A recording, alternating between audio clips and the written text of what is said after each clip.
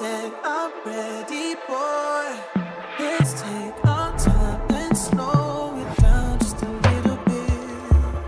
Slow it down just a little bit.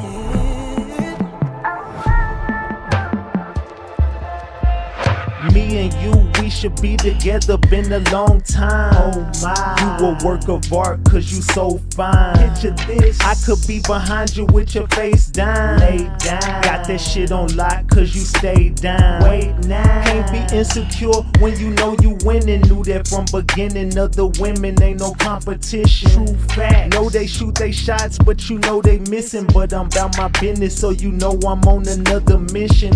No pretending, we'll never go our separate ways, far from finished, so go ahead and let them hate. We don't do gimmicks, you know they love running plays. You my dinner, eating everything that's on my plate. We in the suite in DC with the doors locked.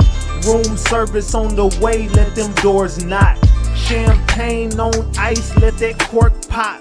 AC full blast, but these floors hot.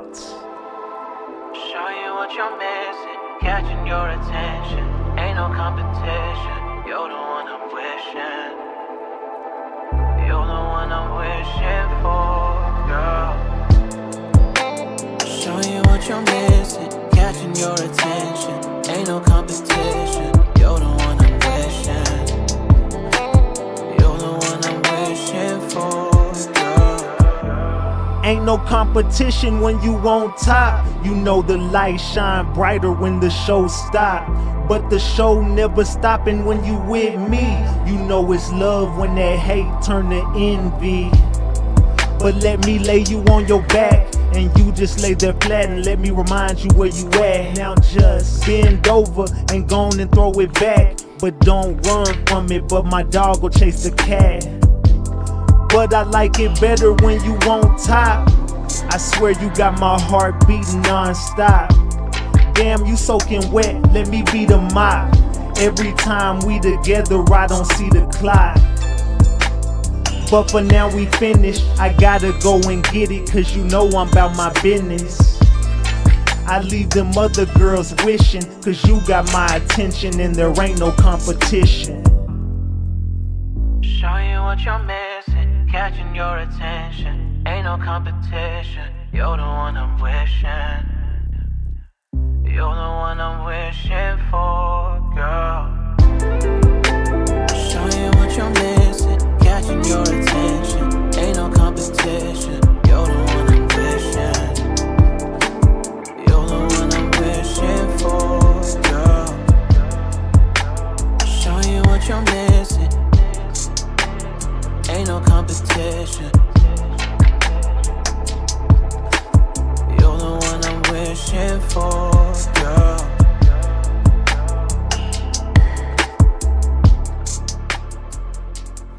Hey, know I'm tone bite, know I'm tone bite, know I'm tone bite. We back, Ratchet Gang. We back with another one. We back with another banger. Let's get the likes up. Look, you might have forgot. Hell, they might have forgot. But you already know it's the king. Too loyal, know I'm tone bite. RatchetTV. Hey, y'all already know, man. Y'all already know. Get the likes up if you in the building. And if you're new to the channel, hit that subscribe button. Tap that notification bell so you can get the drop whenever I drop. So boom. Man. We got to talk Ratchet Gang. We got to chop it up. Look, tonight we got to talk about I actually got a lot on the menu tonight. We're gonna be heavy on the two cases that we've been over here covering, which would be the mother who abandoned her kids, the Detroit mom who abandoned her kids. She left them for 3 or 4 years. We will be talking about that. Her name is Kelly Marie Bryant. We will be talking about that tonight. Also on the menu, we also have the lady who kids froze to death, hypothermia, whatever. We will be chopping it up about that. We got an update on both of those cases. So we got to chop it up heavy about both of those. As well as there are 2 more cases that I will bring. Actually, there's like 3 or 4 more cases that I'm going to be talking about tonight. So we're going to be here for about 3.5 hours tonight. I don't want to get these names wrong. Naziyah's grandmother actually sent me a missing case to cover, so I will be talking about a lady, or excuse me, a girl by the name, a 17-year-old girl by the name of Amaya Haywood. She's missing as well, and it's out of the Detroit area as well. Detroit, what the fuck y'all got going on, man? So I'll be talking about that tonight. I don't want to get these names wrong. Let's see, there's another case that I picked up on as well. Damn it, why I keep opening up that? All right, there's another. I think it's I want to say Zamar, what is his last name? Zamar King. Zamar King is another one. And there's a missing couple from a lake that went missing. We got a lot to talk about tonight. Also, the Detroit floods that was going on. We got to talk about that as well. It's so much that we got to talk about, man. I'm heavy on the Detroit content tonight. So everybody in the building, get the likes up. Make sure you subscribe to the channel. We almost at 173K, by the way, y'all. We're 40 subscribers. $40. We 40 subscribers away from 173K, y'all. So make sure you subscribe to the channel. Salute. Somebody's membership they just hit their milestone. And who the hell was that? It was It's Just Jay. Thank you, It's Just Jay, for being a member for 7 months at that tiny thug level. Salute to you for being a member for 7 months. Y'all dropped the flowers for It's Just Jay. Salute. Also, gang, salute to all y'all for being in the building. We've been showing up and showing out over here, man. We've been showing out on these cases. We've been getting a lot of attention on these cases we've been covering. So give yourselves a pat on the back. Salute to Ratchet Gang for doing what y'all do every night. I appreciate y'all so much. Salute.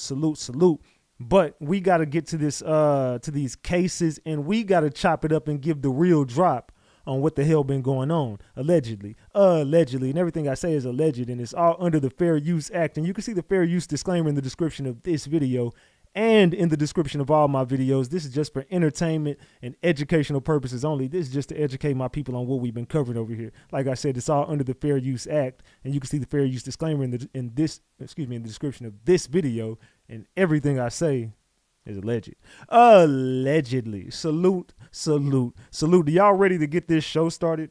Man. It's been a loose day. It's been loose nights. It's been loose ever since we've been covering all of these cases. We've opened up the floodgates in Detroit. Before I start the show, is my volume okay, y'all? Can y'all hear me good, or am I too loud? Am I too low? Let me know in the chat. It's looking like I'm right at a good level on my end. So let me know in the chat. Are we good? Drop the gems if we good. Drop the eyeballs if we are not good. Let me know in the chat. Salute though, y'all. Let me know. Are we good? Everybody, we good? Gems, we good? All right, salute. So I need y'all. We not good as far as the likes though. So double tap that screen and get these likes up, man. Double tap that screen and get these likes up, y'all. Come on now. And if anybody is not subscribed to my channel for my dogs, go subscribe to my to the Frenchie Kingdom. I almost said the Puppy Kingdom. To the Frenchie Kingdom. We got a new channel over there for my dogs that I'll be dropping content on. I'll drop a couple of videos a week over there. We just did a video the other day. Make sure y'all please subscribe to my dog's channel, by the way. Yeah. Y'all make sure y'all go subscribe. We almost at 500 subs, man. We at 396 right now. Get us up to 500 subs, man. Get us up to 500 subs. We almost to that 1,000 mark. We creeping up on 1,000. We creeping up on 1,000 over there. So salute to Ratchet Gang for supporting me, supporting my dog, supporting everything I got going on over here. I love y'all very much. Salute. We got almost 300 likes, $0 on the screen. It's okay. We're gonna get that money. We're gonna get that money up tonight. Salute. So I did a poll in the chat and asked you guys, how would you like to start the show? And it's looking like 58% of the room wants the Detroit mom leaves her kids update. 42% of the room is saying they want the Detroit mom hypothermia update. Well. Let me do this. I do want to start off with... Let me start off with this real quick, because I'm going to start off with whatever y'all say, but I just want to show y'all something real quick. I want to show y'all something real quick that stumbled across my desk right before I went live. Well, actually, it was this morning, but it's before I went live, so whatever. All right. What the hell we got this? Now, it's looking like right there we got the mama. Somebody captured her on a live video partying last night. You raggedy bitch. You raggedy funky bitch. Salute to Leash for that 20, that 10, I almost said 20, my bad, Leash. Salute for the 10 piece. Thank you. Says, please double tap the screen. Yeah, y'all double tap that screen for Leash. Thank you for the 10 piece, Leash. I appreciate you. That's how you start the show with a 10 piece McNugget. I appreciate you. Salute, salute, salute. So what this lady got going on right here? She was out partying last night, gang. They captured her partying in 4K. Well, it's not 4K. It looks like a cheap phone, and it looks like it stinks in there. But I don't want to play the music in the background. But she was partying last night. Your kids just died, and you're out shaking your ass with these funky ass females in the room. And whoever's partying with this bitch, y'all deserve exactly what she gets too. They're over here partying last night. Everybody's over here partying, and I don't know what she got going on, but it's looking like she not even worried about her damn kids. This lady not worried about her damn kids. Look at her. Look at her funky ass back there. Your kids just died, and you got your funky ass over here partying, and they captured you in 4K last night. Well, it's not. Let me stop saying 4K. They captured your ass pixelated last night. You were fully pixeled last night. They said those babies looked beautiful today. Of course, the mom wasn't there though. That mom don't give a damn about them kids. They said when I seen that, I was like, you really don't give a. She don't. I'm not surprised. Remember, she wasn't crying, but and I just came back to the car and shut your weak ass up, man. She all that fake ass crying. I knew she didn't care about them kids. She couldn't wait for them kids to be up out of her presence so she could party and shake her ass again, looking for a new baby daddy with her funky ass. Her and her funky ass baby daddy. Let me take a shot, man. We finna have a long night, y'all. I ain't gonna start off with her. We gonna get back to this bitch on the back end. I'm gonna get back to her funky ass on the back end. Now, I don't like calling women the B word. I don't even like using that word. But when it comes to a funky bitch like this, I'm sorry. It is what it is. Cheers to the game. Cheers. But I did say I don't like calling women the B word. I look at her like a bitch. She ain't a woman. She ain't a woman. She don't even care about her damn kids. Salute to Sin for that 10 piece. Thank you so much, Sin. Salute to y'all. We got $20 on the screen. We $80 away from a honey bun. Let's get that honey bun up, gang. Let's go. All right, it says, oh my God, she don't care about them kids. I can't stomach something happening to any of my family. And out there days after turning up, motherfuckers sad as fuck. Cheers. Salute, salute. It said, this is crazy. Muffin head bitch. How cold-hearted are you? I'll be home in my feelings depressed every day. Yeah, I mean, this lady she didn't care about them kids. I'm sorry, y'all. R.I.P. to the kids, man. R.I.P. to the children who lost their life. But this lady don't give a damn. Also, are y'all ready to get this show started? Because I'm going to drop some receipts for y'all we finna do our update. Hold on, who did y'all choose? Let me make sure y'all, we got 60% of the room say they want the Detroit mom who left her kids update. Okay, so it looks like we'll start right there. It's looking like we're going to start right there. We going to start right there. We going to start right there. All right, so let's get to this funky chick right here. So if you was looking for her Facebook, that's her Facebook right there. She ain't going to be on this Facebook for a long time. I doubt. Matter of fact, I think she's about to get life. I hope they give her life because the charges she's going to be facing, she's about to get life. They actually did a press conference today. It says, get them likes up, gang. Salute to Lametris Chapman for that $10. I appreciate you. Salute, salute. We are $70 away from a honey bun now. Salute. Now, who caught that press conference they did today? Because we about to run that press conference here in a little bit as well. So let me know. It dropped the gems if you caught the press conference. Drop the eyeballs if you did not. And if you did not, don't worry about it because Big Ratchet got it for you. Did you see the press conference about this lady today? Drop the gems if you saw the press conference. Drop the eyeballs if you did not. Let me see how I need to cover this tonight. If you didn't see it, I need to know. If you saw the press conference, drop the gems. If you did not see the press conference, drop the eyeballs in the chat. I need to know who saw that press conference and who didn't. Come on, y'all. Everybody needs to participate. I need to know how to cover my content tonight. All right, it's looking like majority of the room did not see it. Oh, it's my laundry. My laundry's done. All right. Majority of the room did not see it, which is a good thing for me. That's a good thing. I like the fact that y'all didn't see it because that means we're going to watch something new over here. And I'm going to be real. I didn't watch it. I didn't watch it on purpose. I watched like maybe 5 minutes of it and I just cut it off and like, I'm going to watch this with the gang tonight. So it's going to be news for me and it's going to be news for most of y'all. Because I know Leash sent it to me, so I know Leash seen it. Leash sent it to me and was like, hey, they doing a press conference. And I was busy. I had other shit going on today, so I kind of caught it. But then I was like, yeah, I'll just watch it tonight with the gang, and I'll just be just as surprised about whatever they saying. So I'm be real. I don't know what the hell happened in the press conference because I didn't watch it. So I'll be able to give y'all a live reaction because I swear to y'all, I didn't see it. I might have, and I'm being generous by saying 5 minutes. I probably caught like 3 minutes of it in the middle somewhere. But I don't even know what the hell they said on the press conference all the way. I didn't watch it on purpose. I just turned it off and said I'll watch it with the gang tonight. So we'll do a live reaction to that in just a minute. But I do want to, we're not even at 400 likes yet, y'all. Come on, double tap that screen. We 20 likes away. Let me show y'all something. Now, this right here, what the hell we got right here, right? Hold on. This is it right here. Let me start right here. Let me make sure y'all can see this on the screen. Let me look on my screen to make sure y'all can see this. Okay, y'all can see most. I'll just read it.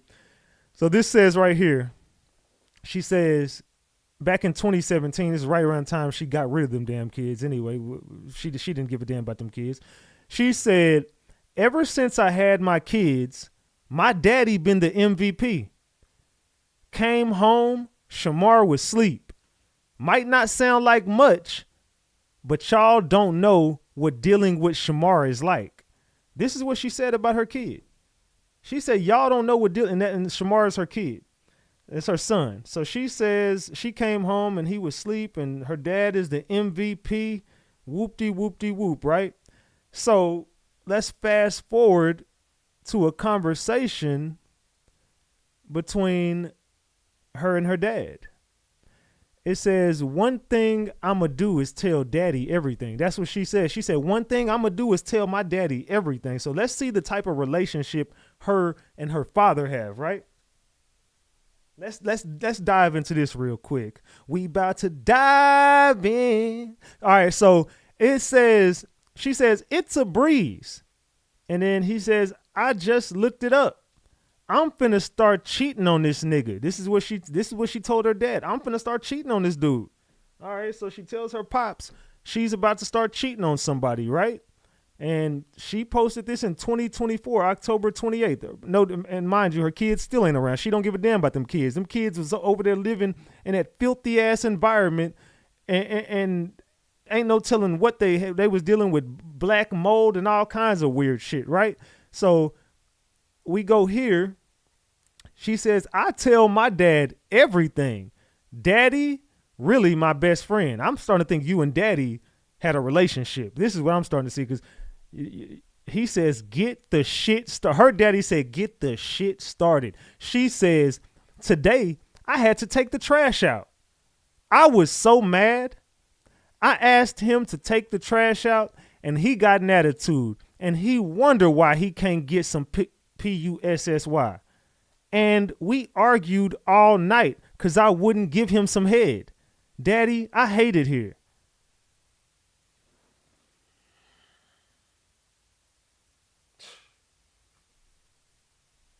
Throw the whole bitch away at this point.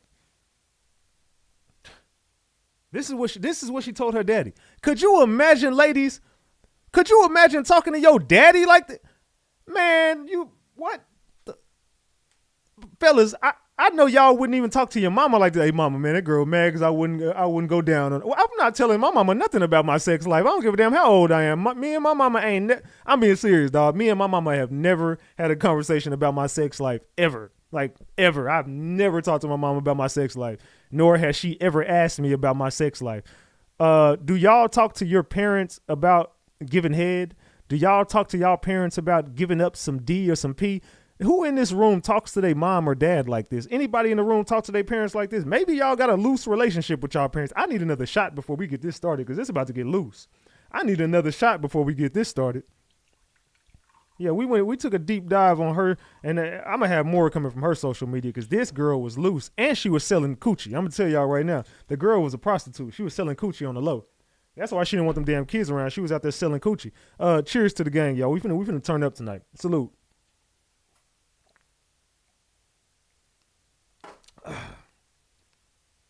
If you talk to your parents like this, drop the gems in the chat.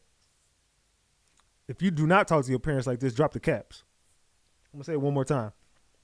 If you talk to your parents like this, drop the gems in the chat. If you do not talk to your parents like this, drop the caps. I said, that sounds sick. I'm telling you, I think she didn't went down on her daddy before. I think her daddy was clapping them cheeks. I'm going to just be real. I think her and her daddy was fucking. That's just my opinion. I don't know. I could be wrong.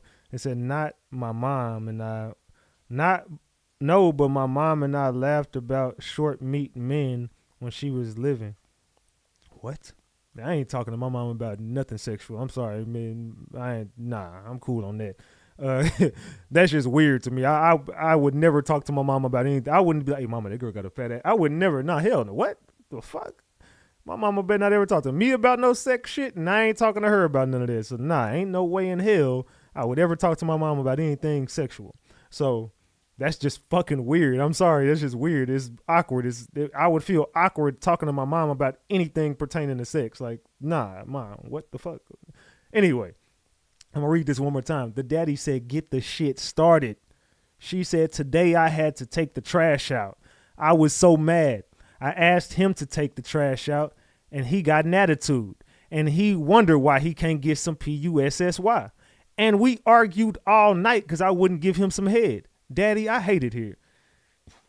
I bet your kids hated it where they was at with your funky ass. You sitting up there living with a nigga and worried about not giving up some head. That nigga shouldn't have wanted no head from your funky ass, nappy head bitch. He shouldn't have wanted nothing from your goofy ass. I wouldn't ask you for a damn thing. I would have asked you, can you please go take care of your kids? That's the only thing I would have begged you. Please go take care of your damn kids. Get the hell away from me and go take care of them kids. Go pick them kids up, give them a bath, give them a proper house, give them proper shelter. Stop dropping food off on a porch like they're a homeless couple or something. What is you doing dropping food off on a porch like you dropping something off to the homeless? Girl, if you don't knock on that door, go in there and take care of your damn kids and go take them where the hell you at. You left a 8-year-old, 9-year-old, and a 11-year-old home alone for 4 years. Man, if you don't get your ass the hell up out of here. I would have begged her just take care of your kids, baby. Come on, just go take care of them damn kids. That's what you need to do. All right, so let's get to this. Man. Let's get to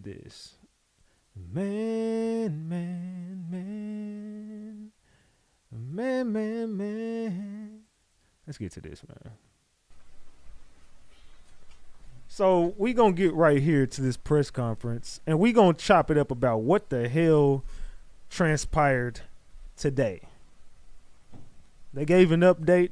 We going to see what the hell is going on in this damn press conference, right? Let's get to this damn press conference. Our Chief of Administration standing. Good afternoon, everyone. Thank you for coming, and thank you for your patience.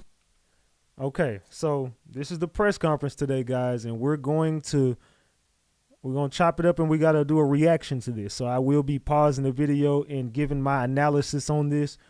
Are y'all ready to start this press conference and see what the latest update is in this case?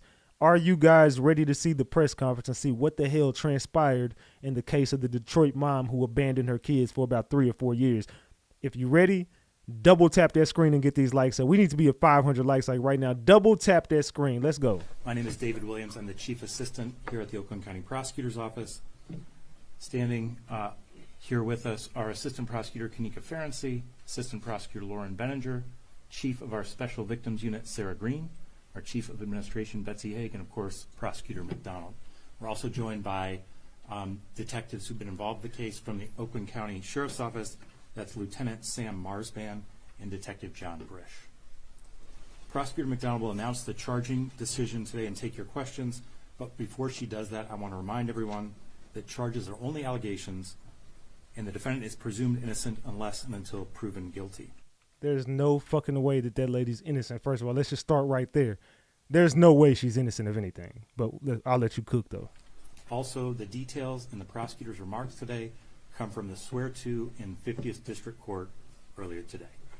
Y'all better get y'all cups ready because it's going to get loose tonight. Mr. McDonald. Thank you. Good afternoon. First, I'd like to announce that we have authorized 3 charges of first-degree child abuse against Kelly Bryant, a 34-year-old resident of Pontiac. My office has already advised the court in the neglect proceedings that we will be asking to terminate the defendant's parental rights. In every case of child abuse, my office focuses first and foremost on the best interest of the child or children and on holding those responsible for abuse accountable. The 3 children in this case suffered unimaginable abuse and neglect over a long period of time. Thankfully, they've now been rescued from that, and our first priority has been and will continue to be their safety and well-being. I want to briefly address, though, why we're here. Since the first announcement over the weekend by the sheriff, this case has captured the attention of the people across our community, our county, our state, and even internationally, because people are rightfully concerned about the welfare of these children. And we're holding this press conference because, like all other decisions, we balance the interests of public safety, media attention and inquiries, and balancing everyone's right to a fair trial, which is why the events and facts that are disclosed here today are strictly confined to what's already been placed on the record in the swear-to this morning in the 50th District Court. When their circumstances became public, including the photos of the home, although law enforcement did not identify the defendant, she was quickly identified on social media and also has been reported in other news media outlets, which is why we are naming her today. We have recently, luckily, been fortunate enough to, for the first time ever, hire our public information officer, Jeff Watrick, who's in the back of the room. Many of you have already spoken to and will continue to, and we're lucky to have him. The children are currently staying with a relative. All 3 children received immediate medical attention at a local hospital, and they were interviewed by trained forensic interviewers at Care House. Considering what they've experienced, they appear to be doing okay. Obviously, the trauma here is significant, and my office, including our victim services section, will... I'm wondering, did these kids, are these kids going to receive counseling?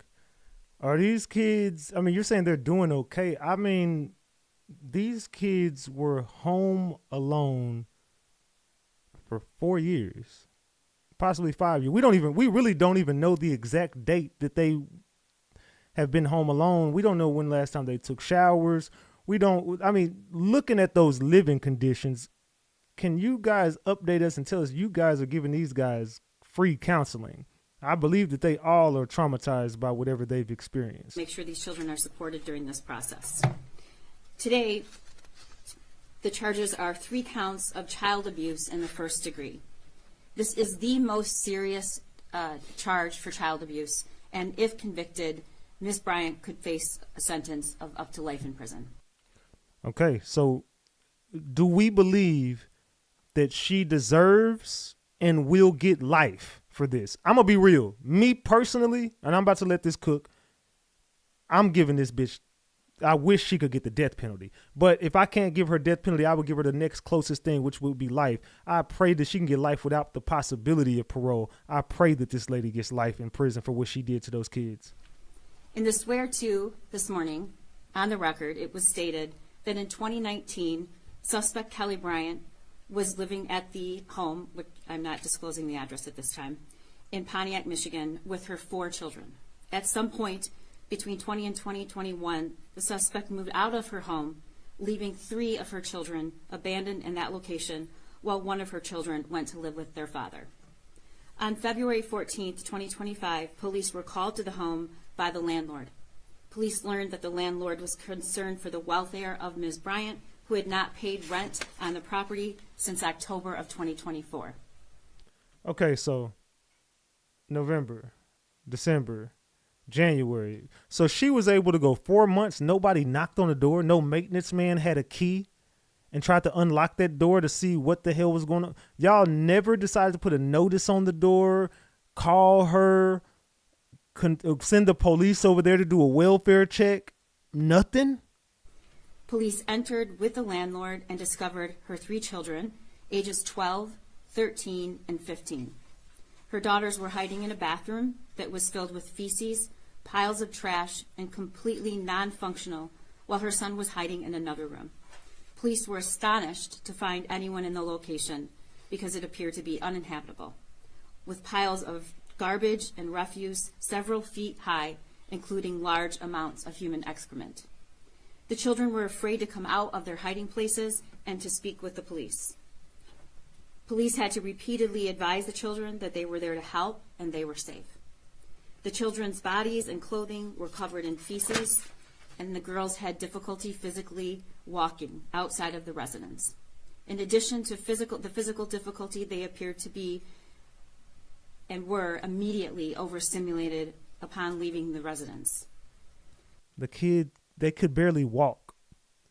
They were in that house so long, abandoned, they couldn't even walk correctly. All 3 children were transported via ambulance to the hospital and showed signs of severe neglect. At the hospital, the children struggled with completing basic hygiene tasks like flushing a toilet and brushing their teeth because they had not done it in years. Didn't know how to brush their teeth. You can only imagine how their teeth look. Couldn't take a bath correctly. Didn't even know how to flush a toilet. This is fucking sad. You left an 8-year-old little girl, a 9-year-old little girl, and a 12-year-old little boy. And I think they were like 7, 8, and 11, to be real. 7, 8, and 11. There for 5 years. Now they're 12, 13, and 15, and they don't know how to flush a toilet. A 12-year-old, a 13-year-old, and a 15-year-old don't know how to take a bath, don't know how to flush a toilet, don't know how to walk anymore because they were in feces and piles of garbage and just mold and funk for 5 years by themselves and didn't even know how to function with life anymore. The children were forensically interviewed and described having virtually no physical contact with their mother, suspect Bryant, or the outside world in several years. The girls had not left the residence in several years, and her son had only left the home to go into the yard approximately 2 times, never venturing away from the house more than to check the mailbox. During his interview, her son stated that he would text their mother when their food supply was running low and she would have food delivered to the residence. The children shared that during the years they were concealed in the home, their suspect Bryant failed to provide toilet paper, soap, or shampoo. So she just dropped off food. She never dropped off soap. She didn't drop off tissue. They didn't know how to wipe. They didn't even wipe their ass for 5 years. And I'm not even trying to say that to be on no funny stuff or be trolling. I'm being dead ass serious. Your kids they don't even know how to wipe their ass. They don't know how to function. They didn't even know how to walk outside and do anything. They have had no physical contact with the outside world for 5 years. The defendant instructed the kids that they were not to answer the door or leave the house. All 3 children expressed fear about what their mother's response would be if they left the home. Defendant concealed the children from family and friends and lied about who was caring for the kids and their whereabouts. The defendant took the active steps of lying and concealing to make sure the children went undiscovered, and she took these actions knowing that her children would suffer serious physical and emotional harm as a result. Those are the statements made in the swear-to this morning. How many of y'all ladies want to run a fade with that bitch? Ladies, let me know in the chat right now. I need y'all to get vocal in this motherfucker, especially if y'all got children. Who wants to run a fade with her right now? I need another shot, man. Who want to run a fade with that bitch? And again, these are allegations. I do want to point out and thank all the officers that were on scene that day. I personally viewed the videos and images and was struck at what a difficult situation it was, but in the face of that difficulty, offered compassion to these kids. I also want to thank Detective John Brush and Lieutenant Sam Marsban.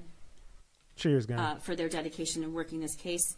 And, of course, the assistant prosecutors involved, Chief of Administration Betsy Haig, Chief of our SVU Sarah Green, APA Lauren Benninger, Chief of the Juvenile Division Kelly Collins, and APA Kanika Ferenczi for their diligent efforts in this case.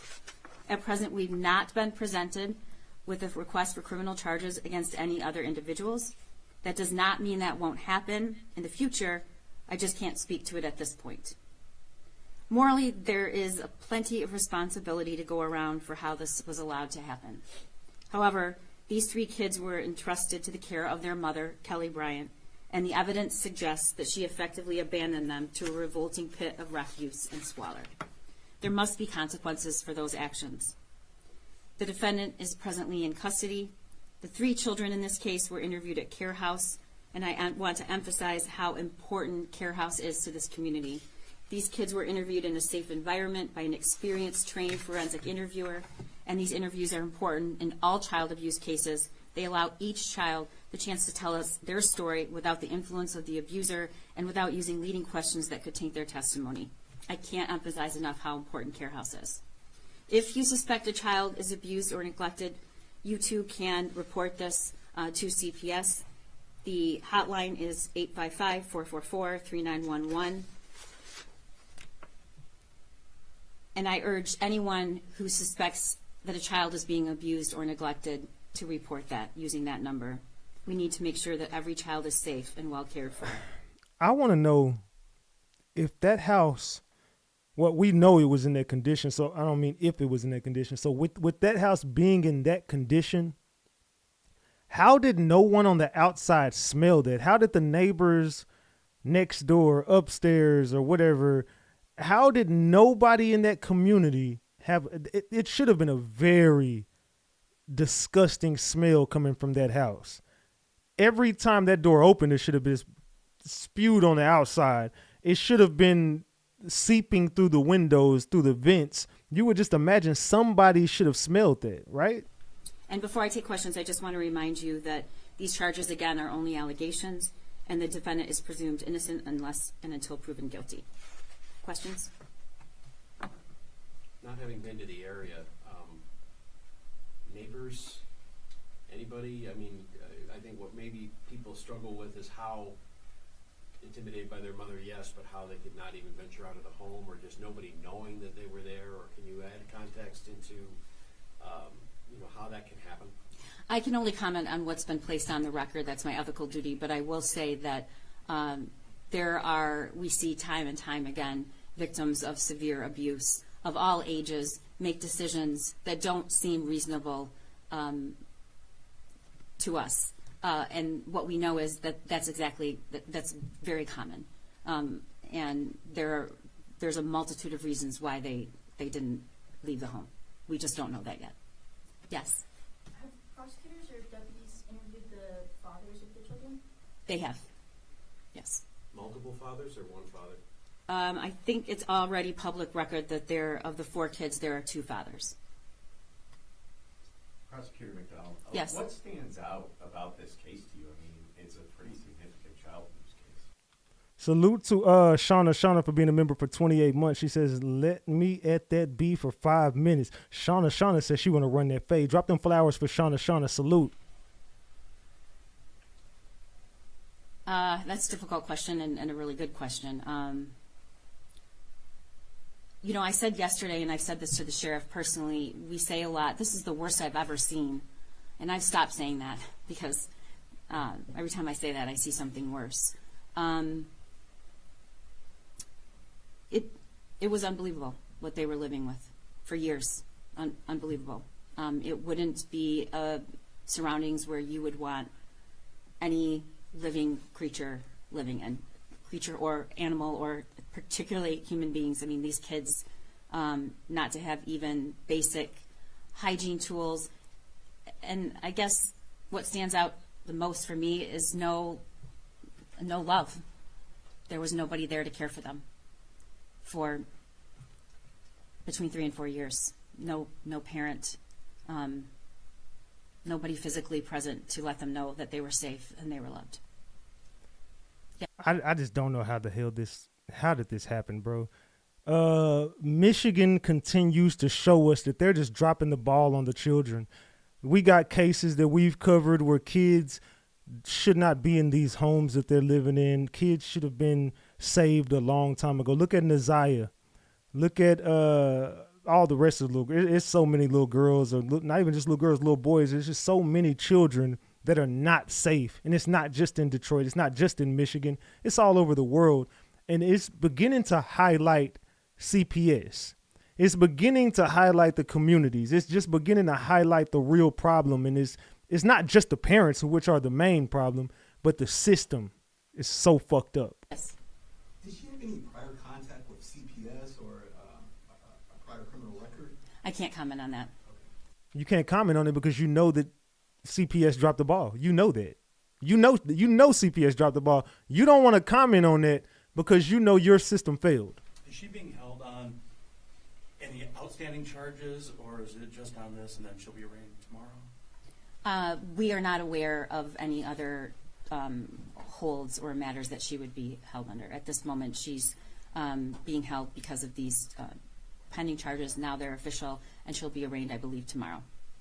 Can you provide more context, appreciating what you said about, you mentioned that he would text his mother, one of the older boy.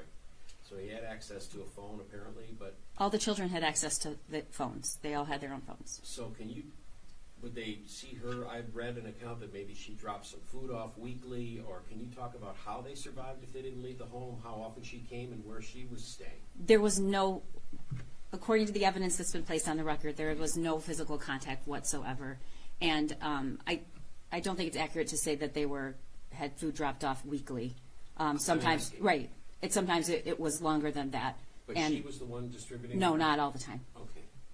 And the crazy part is her last post on social media, if y'all go to her Facebook, she was doing a food drive. She was giving out food to people in need. And I'm like, you raggedy bitch.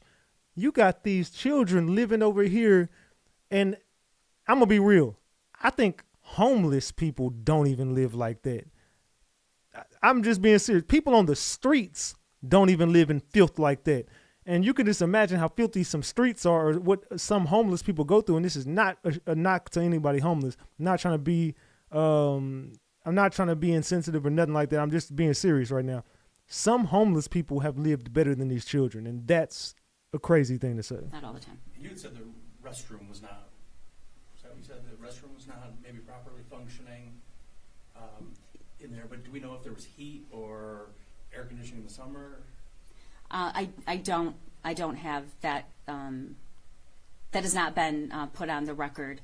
But I do not believe that there was. I believe there was heat enough so that the children were at least able to live there. If not, as you know, given the cold temperatures, there would have been signs of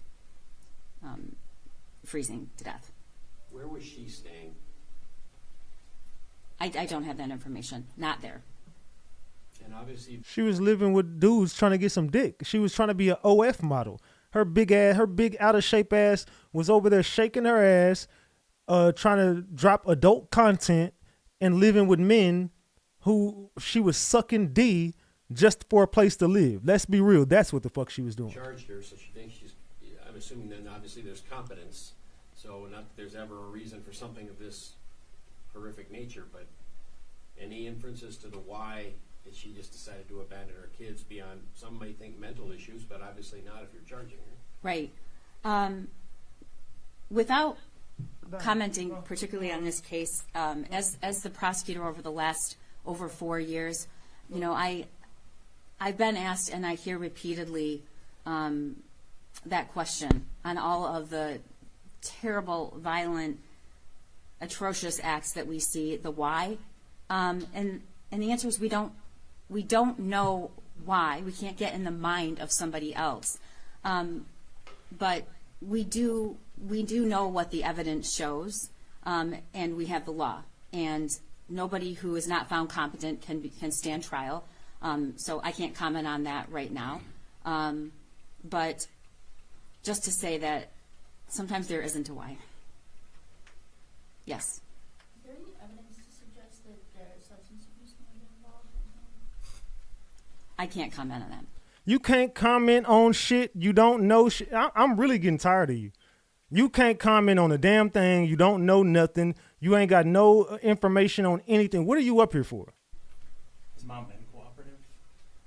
The defendant has an absolute right to remain silent, so any comment I would make on whether or not she's spoken to the police would be a violation of her rights. Thank you.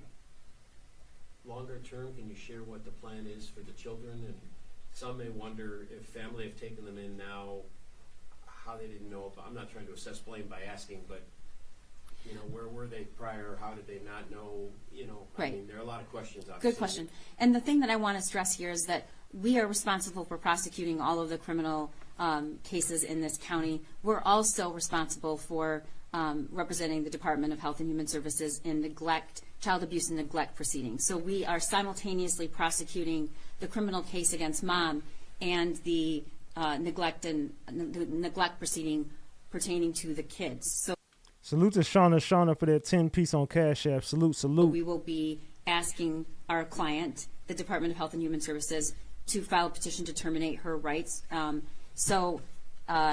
just a lot we can't really get into, except I do want to say that our client, the Department of Health and Human Services, their number one priority is the care and welfare of children, and wherever they are placed, they do their due diligence to make sure that is a safe placement.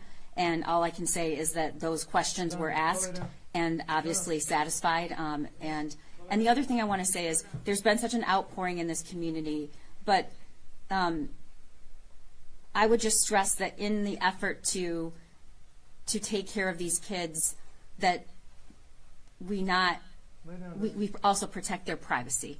And Pontiac, if those of you who don't know, it's a small place, and everybody knows everybody, and any outrage is totally understandable, but we want to do as much as we can to protect their placement so that they are protected. But to be clear, they are not wards of the state. They are with family. They are in the care and custody of the Department of Health and Human Services, and they are placed through DHHS with a relative placement. Salute to Jelly Bean. She says Detroit Child Protective System needs to be investigated, and that is facts, because we've been covering a lot of Detroit cases, and these kids are not protected in Detroit. Yes, the custody remains with DHHS until otherwise determined by the court. And again, those are two different proceedings. Yes, that we are. There was a preliminary hearing yesterday, and we'll continue to provide information about that as that moves along. Thank you. Anything else? Thank you so much. Thank you. And that was a weird update by Michigan. What in the fuck is going on out there? I just want to be real. I want to know what the hell is going on in Michigan, bro, because, yeah, this shit is sick and sad. This is just sick and sad. I'll kind of give you a little bit of an update on where we are, and more specifically where the kids are, how they're doing, and the kinds of things we're asking for on behalf of the kids. So one of the first questions is that we've heard from a lot of people is, where was the dad during this?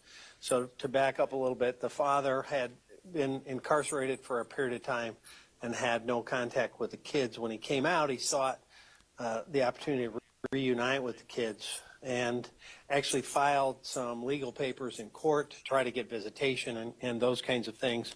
A consent agreement was arrived at in 2022, but the mother still would not allow him to see the kids.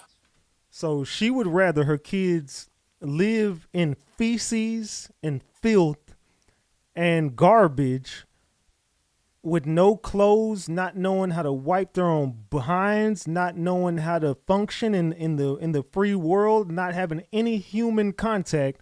She didn't want nothing to do with the kids, and also said you can't have nothing to do with the kids. So that's what we've learned so far, at least preliminarily. We're going to go back and double check all these timelines and that kind of information.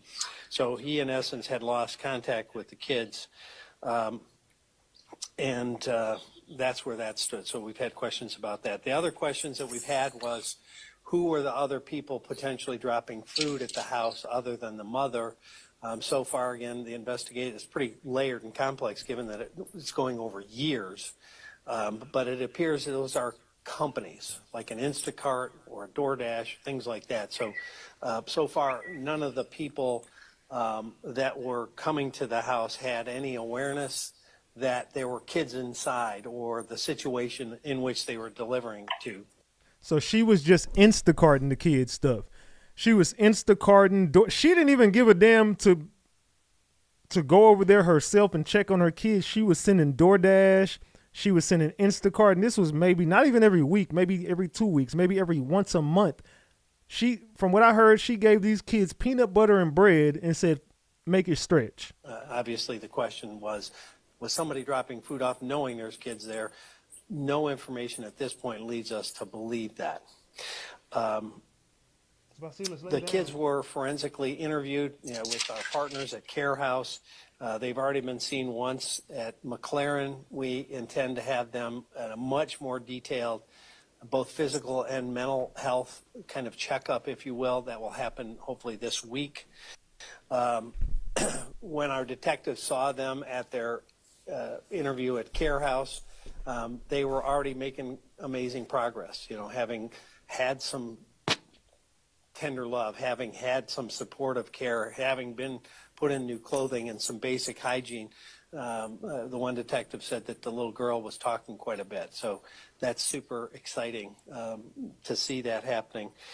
And as it relates to being in the house, the only one of the three that ever came out was the young boy, and he came out twice. Once because he wanted to feel the grass, which by itself is heartbreaking. And I'm not laughing because anything's funny. I'm laughing because it's pissing me the fuck off.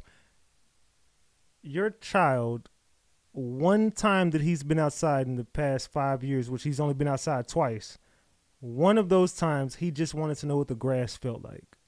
That's a 15-year-old boy now. And since he was 11 years old, he's been outside one time just to see what the grass felt like. And a second time to check the mail.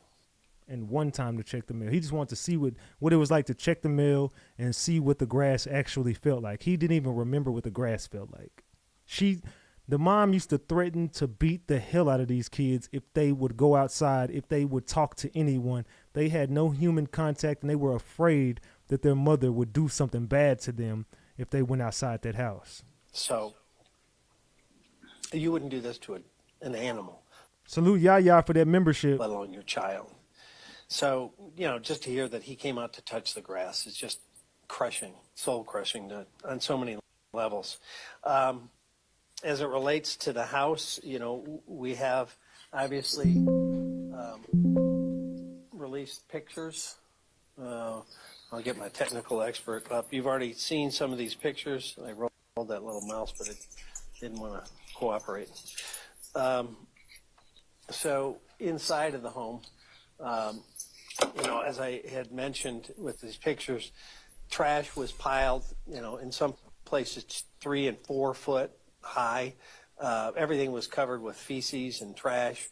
The toilet had become non-functional. And the bathtub was filled with feces. That's the kind of situation these poor kids had been living in for years, not just hours or days, for years. And so when you have the complete lack of hygiene, a complete breakdown of basic living conditions that they were subjected to. And to get a little deeper into that, detectives have narrowed down the initial abandonment they believe to be somewhere in the spring to summer of 2020. Obviously, COVID played a little part in the disconnect potentially with schools and school communications. In 2020, the mother dropped off some trash bags, gloves, and Febreze. And that was about the last thing related to hygiene. She brought them trash bags, gloves, and Febreze. Now just spray it. It's going to smell better. Man, that mama ain't shit. 2020. In the So height it's of 2020. COVID. Okay. Towards the end, the children apparently were getting a loaf of bread dropped off that was intended to last 3 to 4 days. So, I mean, obviously on so many levels, the conditions are horrendous and the situation terrible. So what we're trying to do in the meantime, and as it relates specifically to the case, the preliminary report has been turned over to the prosecutor. We're adding some more stuff for them. They're in the process of determination. When I heard about this, I called her on the weekend and let it know it was coming, and she has her staff queued up, and they're in that process. As it relates to the kids, the first thing we wanted to do is obviously get them safe and to get them clean and get them enclosed. And I will say we have one of the most generous communities, I think, in the world. We put on there that we needed clothing, and this is just a tiny sample of what we've received. At the office of another office of ours, we have bags and bags. So we don't need any more clothing. We greatly appreciate it. The family and the kids greatly appreciate it. And so we're kind of pivoting now to financial support. And we have put up a link, if you will, to the charity Mission Oakland, and 100% of it will go to the kids. Unlike some of the traditional fundraising methodologies you see out there, they take a percentage. 100% of this will go to the kids. What I am asking is, again, our generous viewers and listeners out there and readers, we're looking for a law firm that would set up a trust fund so that we can take 100% of what we receive in donations for these kids and put it in a trust that can be administered, that can take care of maybe their medical bills, mental health visits, and if there's any overage, maybe set some money aside for their future education. This is going to be a long-term situation, and so we'd like to be able to kind of hand the baton to a trust fund that will manage it in a way that makes sure it's just the kids. Not suggesting anybody else would do anything with it, but we're looking for a mechanism where we can hand this off. So if there's a firm out there that would like to set up a trust fund for these kids, then we'll deposit any receipts that we have. In a very short period of time, I think we've already got the $15,000 to $20,000 in on our donations. So they've donated $15,000 to $20,000 for these children already. It's just looking, this ain't right, bro. And they want to set it up to where the kids got a trust fund. Let's just set it up to these kids they can't get their childhood back, but do something for these kids so they can still be together and be kids still.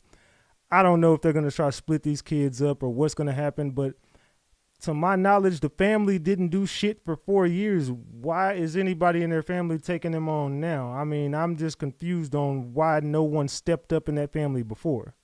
So we're going to, obviously have some real dollars to be able to give these kids, but that won't make up for the 3-4 years that they've been subjected to these conditions.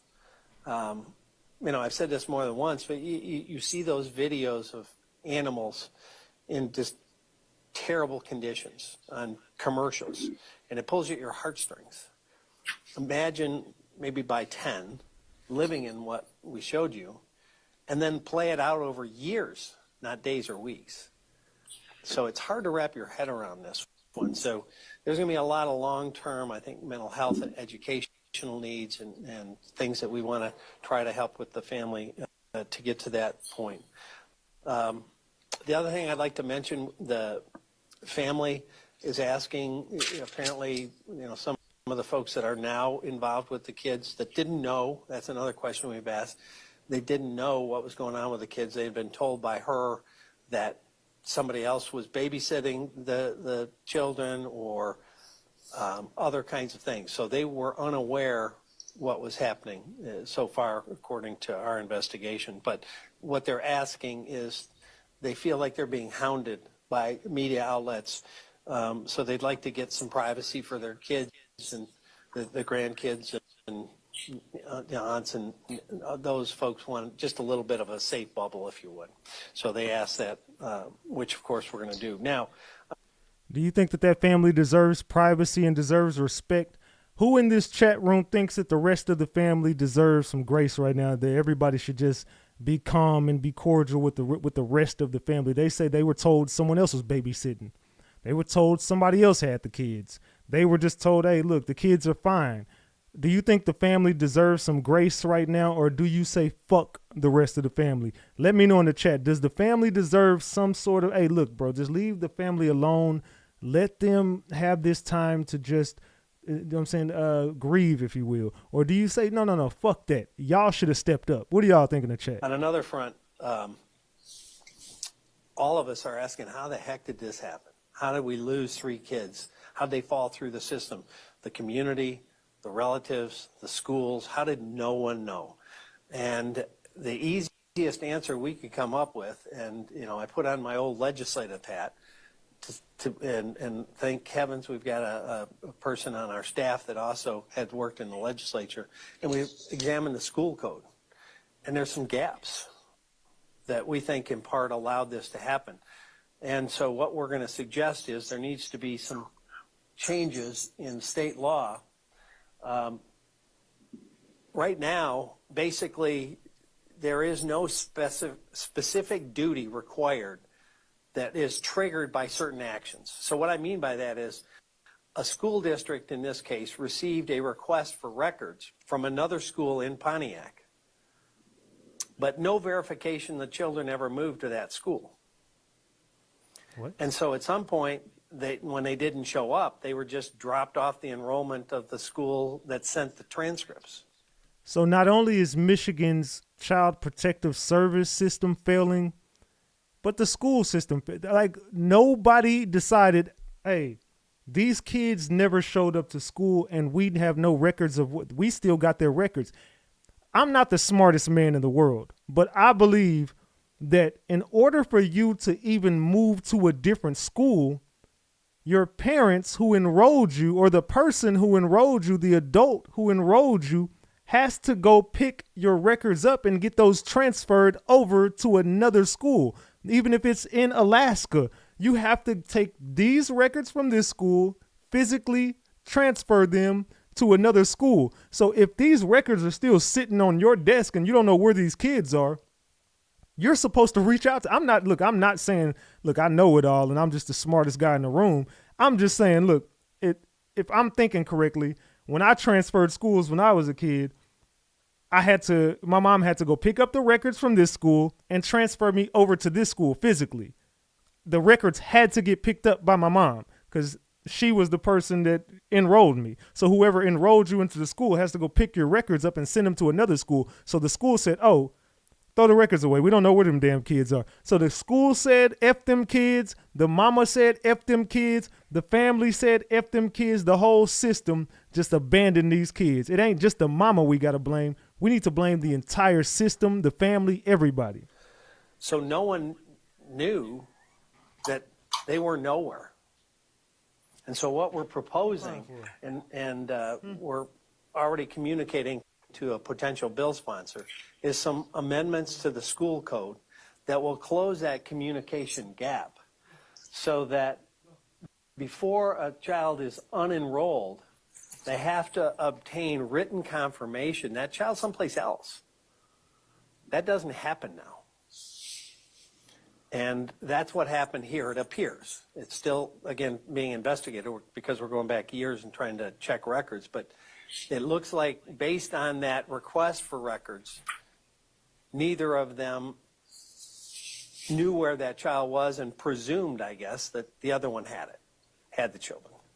So the other thing, this is the specific language, but it goes into basically filling that gap, closing that hole so that if a child doesn't show up at a school for a period of time, then it triggers a follow-up where they have to communicate with either a truancy officer or law enforcement. Yeah, them kids should have got truancy. Truancy should have, the police should have been involved. The mama should have gotten truancy paperwork. They should have been hunting the mama down, hounding her phone. There should have been truancy. Those kids should have been they should have been enrolled into a school, and if they weren't, they should have contacted the mother. If they couldn't get in contact with the mother, we need to call CPS. We need to call the police. We need truancy paperwork. We need to have this mom in before a judge to see why those kids are not in school. Every kid supposed to be in school, right? Salute to Liz for that 5-piece. I appreciate you, Liz. Thank you so much for the 5-piece. Salute, salute, salute. Also, thank you to Jackie RN for the 5-piece. Salute, Jackie. I appreciate you for the 5-piece. Salute, Jackie. We got $45 on screen. We still 55 away. I don't know what's going on. We covering the kids. I don't know. It's loose tonight. If you're not going to support the channel by donating, then double tap the screen. We loose on the likes and the donations. I don't know what's going on tonight. To begin an examination of what happened to these kids. Where are they? You know, it's unbelievable to think that we've got 3 kids that fell off everybody's map for years. So that goes to the second part, as I said, within 20 days, the sending school that sent those records has to notify the truancy officer if they have not received written confirmation. Salute to Karma Girl for the 5-piece. Salute. That child is someplace else safe. So it shortens the window. First trigger is 10 days, second trigger is 20 days. And obviously this can be worked on, amended, or changed by the legislature. We're just suggesting there's got to be some accountability measures so we don't have kids fall through the cracks in such a horrific way. And that is the direct donation link to the children and their needs. So that's kind of the basics of where we are. As I said, we're going to have some follow-up investigative things we're going to be doing. We're going to check much more deeply. Salute to Yaya for your first soup on the live stream. Thank you for the 2-piece. Salute, salute. Thank you for the 3-piece. My bad. Salute. And thank you, Skeezy, for the 10-piece on Cash App. Thank you. Salute. The children's physical and mental well-being. Obviously, we're going to need to get an educational assessment on where they are. Without any education for a period of years, you know, you hear how many kids across this country fell way behind from 1 year of COVID. Imagine where these kids are. And so, you know, we don't have a clue. Where are they educationally in terms of acuity and also mental health and all the developmental things that happen in those critical years? You know, we don't know. And they're going to have needs with that. So it's a big undertaking, a big process, and one of the most tragic long-term abuse situations I've ever seen. I've been in this a long time. What do y'all think about that? So they want to get the kids an assessment to see where they are academically. And I mean, no knock to the kids. I'm not disrespecting the kids. But what if they can't wipe their own butts? If they don't know how to walk correctly? If they don't know what the outside world is like? If they don't know what human contact is like anymore? Where do you think they are academically? Give those kids a psychic evaluation to see if they're mentally capable of doing it. Like, I mean, I would think that they went crazy in that house. Living in those conditions as a little child, 7 years old, 8 years old, 11 years old. Could you have survived on your own at 7 years old? Just imagine where you were at 7 years old. Just imagine where your mental was at 7. And imagine just being by yourself with your siblings and nobody else, and you don't even know nothing. You can't even go outside because you're too afraid your mama going to do something crazy to you. What do you think they were at? What do you think they're at? They shouldn't be with nobody's family. They need to be somewhere getting evaluated. Those kids need help. They need serious help. And I don't even think they're going to be able to go to school or function correctly. I mean, I pray to God that those kids make it through whatever they're going through. But I would just like to think that those kids they're not there. Let's continue, though. What do y'all think, though? What do y'all think? Do y'all think that the kids are capable to go back to school and to function properly in the world right now? Let's take another shot, gang. Pray for them kids, y'all. That's everybody. All we can do is pray for the children, man. Let's continue. It's such a Cheers. sad case. And what's even sadder is the people in the comments saying the lady had to have a mental issue.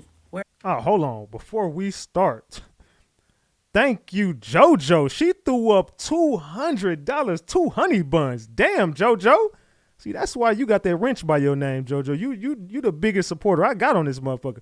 Salute to Big JoJo. She says, Ratchet Gang, let's get them likes up. Thank you, Ratchet and the mods, for all the hard work. Double tap, Ratchet Gang. Let's go. Salute. Much love. Double tap that screen for JoJo and drop the flowers. I need y'all to flood this chat with flowers for Big JoJo. Salute, y'all. And cheers to that. Where's her family? Where are the daddies? I will never understand when a woman has multiple children,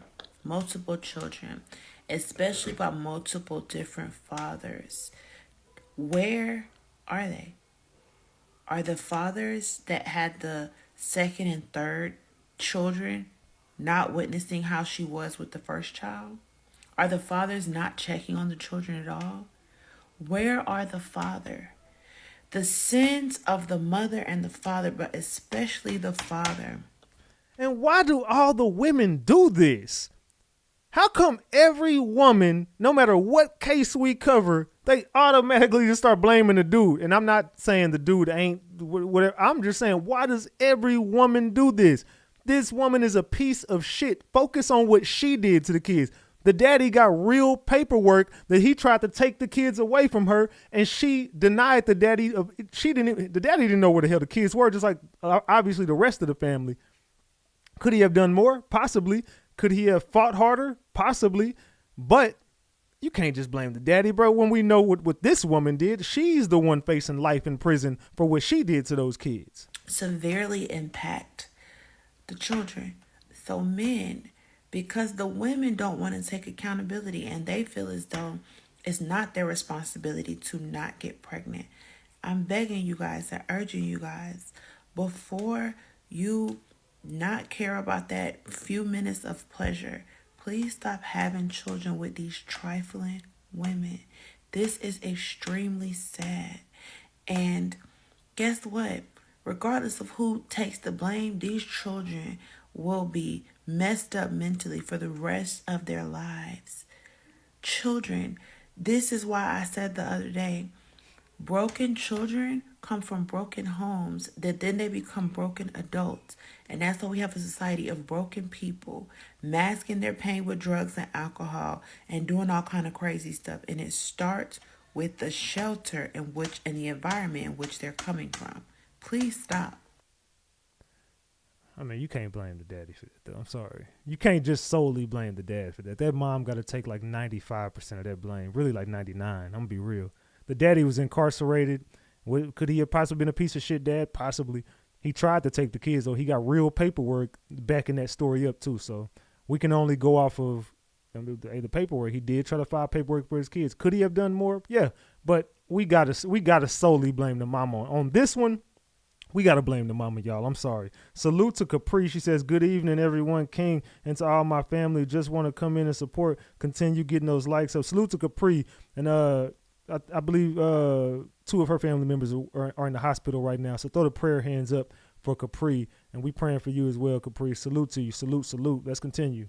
That's right. The mother has been arrested, Pam, but we're told that these kids were actually inside of this house for years, at least since 2021. This is the house behind me that has that orange sticker right there on the window. But we're told these kids were only 12, 13, and 15. Now, authorities, they said that the mom would drop off food from time to time, but she's a 34-year-old woman that's now being held at the Oakland County Jail, with the case now being turned over to the prosecutor for review. We are expecting charges to come in the next few days or so, but the only reason authorities ever stepped in the first place was because the landlord actually called 911. He contacted deputies after not hearing from the mother since about December, and that's what started this welfare check. Take a look at some of this video from inside of the place. We're told that the house was just so unsanitary that evidence techs, they had to wear hazmat suits in order to investigate. Now, we're talking about piles of garbage in rooms as high as 4 feet tall, human feces overflowing in the toilet, and then also the bathtubs. Apparently, they were living on that food that people would bring nearby. Even also, strangers would sometimes bring that food up to the door. Now, also, we are being told that the mother had not spoken to the two girls that were in there for years, but she would go and actually speak to the son from time to time. The kids were not in school. They actually spent their entire time at the home watching TV and then playing video games.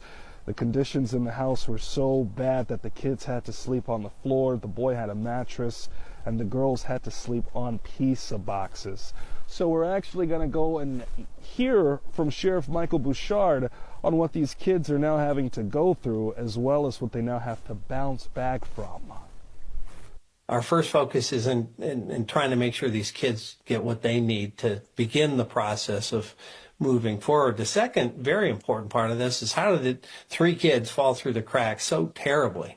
How did the community, relatives, the schools, no one knew to reach out to us? How did that happen? And so that's going to be a big part of what I've already directed our investigations to figure out. Now, while all of this was going on inside of the house, we're told that they ended up finding the mother at a different location. And Yeah, you found her at a different location because, of course, she didn't want to live like that. Why would she want to live like that, right? Everybody's upset about it. Like, oh my God, this is right in our neighborhood.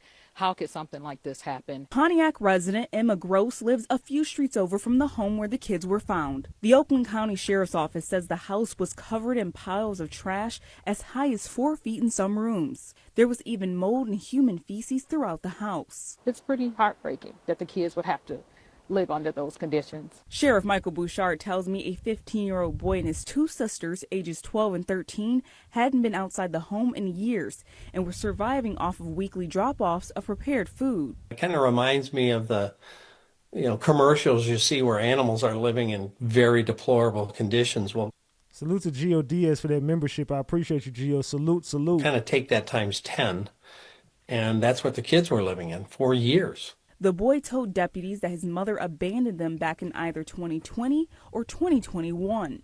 The little boy don't even know what year it was. They don't even know how to function. They don't know what, and it's not a knock to the kids. They don't know what year it was. They probably don't even know how to tell time, read, write correctly.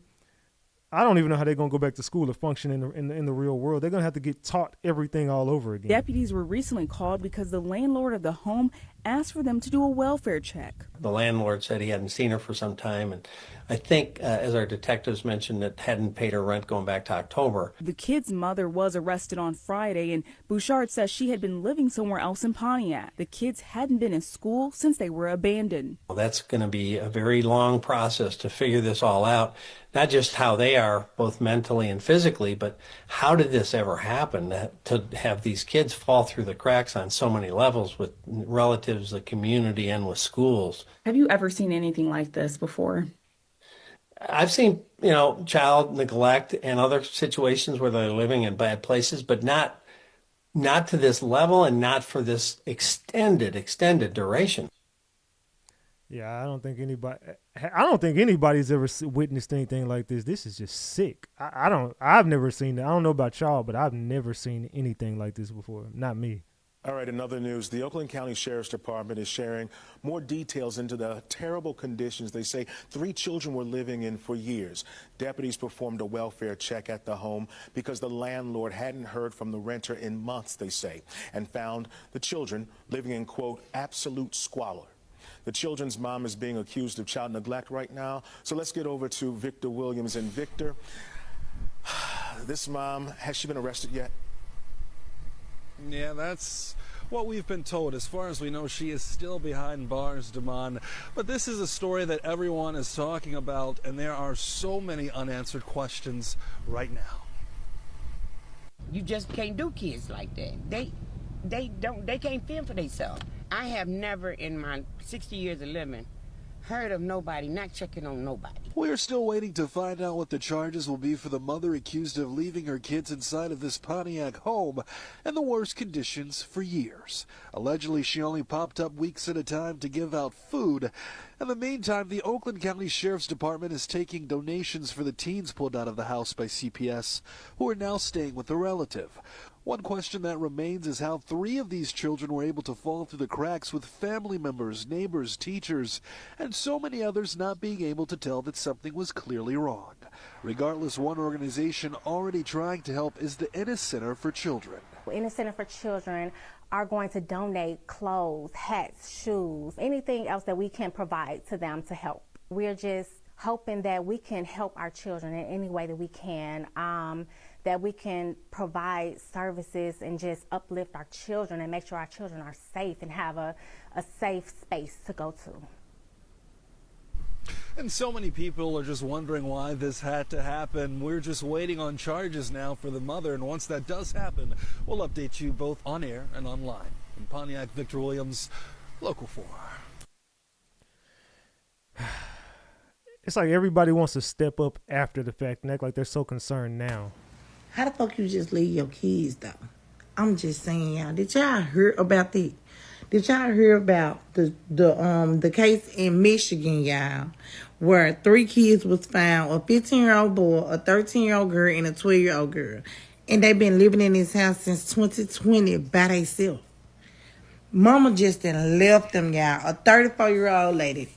She ain't nothing but 34. So I'm thinking the bitch got mental health issues or something, because the kids had been getting food delivered to their house on the porch on a regular to be able to eat and survive. But the house was not in the living conditions. I'm talking about boo-boo. I'm talking about mold. I'm talking about bugs. I'm talking about, I don't even know if them kids had energy. But the landlord of the apartment complex, I guess, hadn't heard anything from them. So from the lady, she didn't stop paying rent or whatever. So he decided to do a welfare check and sent the police over there. And then that's what the police said found. Yeah, that is crazy. Meanwhile, this motherfucker is posted on social media. If y'all don't believe my story, y'all can always go back and look what I'm talking about. Because, baby, this story is real. And it's insane to me because, like, it ain't nothing in the world so bad to make you leave your damn kids. And then you live on social media like it's normal.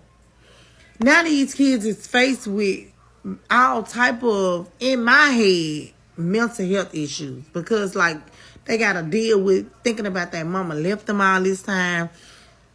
Now that they survived, they said that the kids' toenails was so motherfucking long, yeah. And barely could walk because the toenails was so long. And guess what? She was eye color. Yeah, I think I heard this from a Caucasian. She wasn't Caucasian, baby. She was eye color. So that's why I'm like, it got to be more to this story because, y'all, this don't make no sense. Like, you really done left these kids.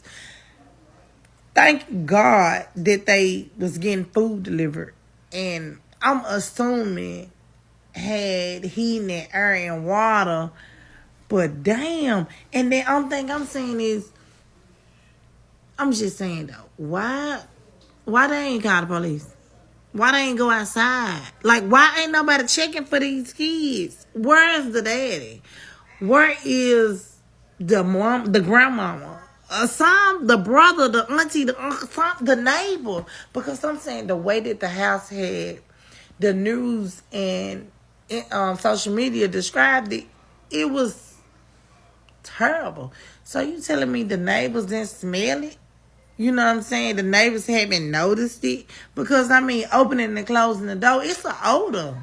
I would believe. But, yeah, go check the story out. It's terrible. And I pray that they lock that girl up for life because, or I ain't even gonna say lock her up for life because she seems like she needs some mental evaluation. So I pray that they give her the help that she needs because locking her up ain't gonna make it no better.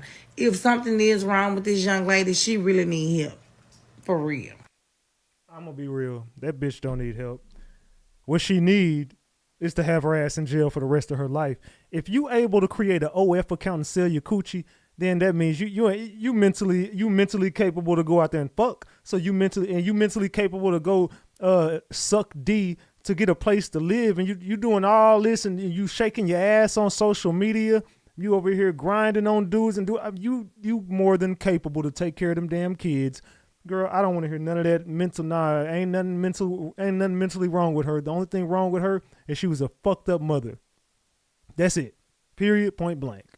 Cheers to that. The lady that left her children for 3-4 years in that apartment, I want to talk about the neighbors, her, and also the children's father, and how a lot of people, everybody played a part that this shouldn't have went on as long as it did. All right, living in an apartment, and I lived in an apartment years and years ago. Whatever my neighbor or whenever she was cooking, I can smell it. Sometimes you can smell it through your vent. All right, even living in an apartment and you have a nasty neighbor and they have roaches, you may even deal with their roach problem. You may be clean, but you can't make them keep their apartment clean. So I say all that to say, that bathroom that I seen that those children were using, they had also number 2 that was in the carpet. This was years and years and years of filth and neglect. You telling me that a neighbor did not smell something coming from the apartment? You telling me that a maintenance man didn't have to go in that apartment to fix something? You telling me you didn't get a note on your door to let you know you had inspection? All right. Why? Nobody didn't pick up something that was going on with those children. Salute to Whitney, Miss Brown Eyes, for that Tiny Thug membership. Salute to you, Whitney. I appreciate you. Salute. Matted hair, dirty clothes. Nobody saw those children for that long. Are we really just to ourselves to where we just not paying attention to what I feel we should be paying attention to? Be nosy. It's okay when it comes down to children and helping children. Men, just because a woman could get up and dress good, look good, put makeup on, put lashes on, does not mean that she will be a good mother to your children. And that's a key point right there that she just made. Now, a lot of dudes, and I'm going to tell you right now, me personally, this is just me speaking. I don't look at women the way I did back in the day. You used to see a girl twerking on the internet and you'd be like, oh shit, let me do that. Shit turns me off. I hate to see that type of shit. I don't like to see girls half dressed. I don't like to see girls shaking their behind on social media. I don't get entertained by that shit. To me, I automatically just think of one thing, and that's what any dude in this room she's, and I ain't even talking about smashing. I just think you a hoe. That's just me. As soon as I see it, I just automatically think you loose, and get the hell off my social media. I don't even like looking at that shit.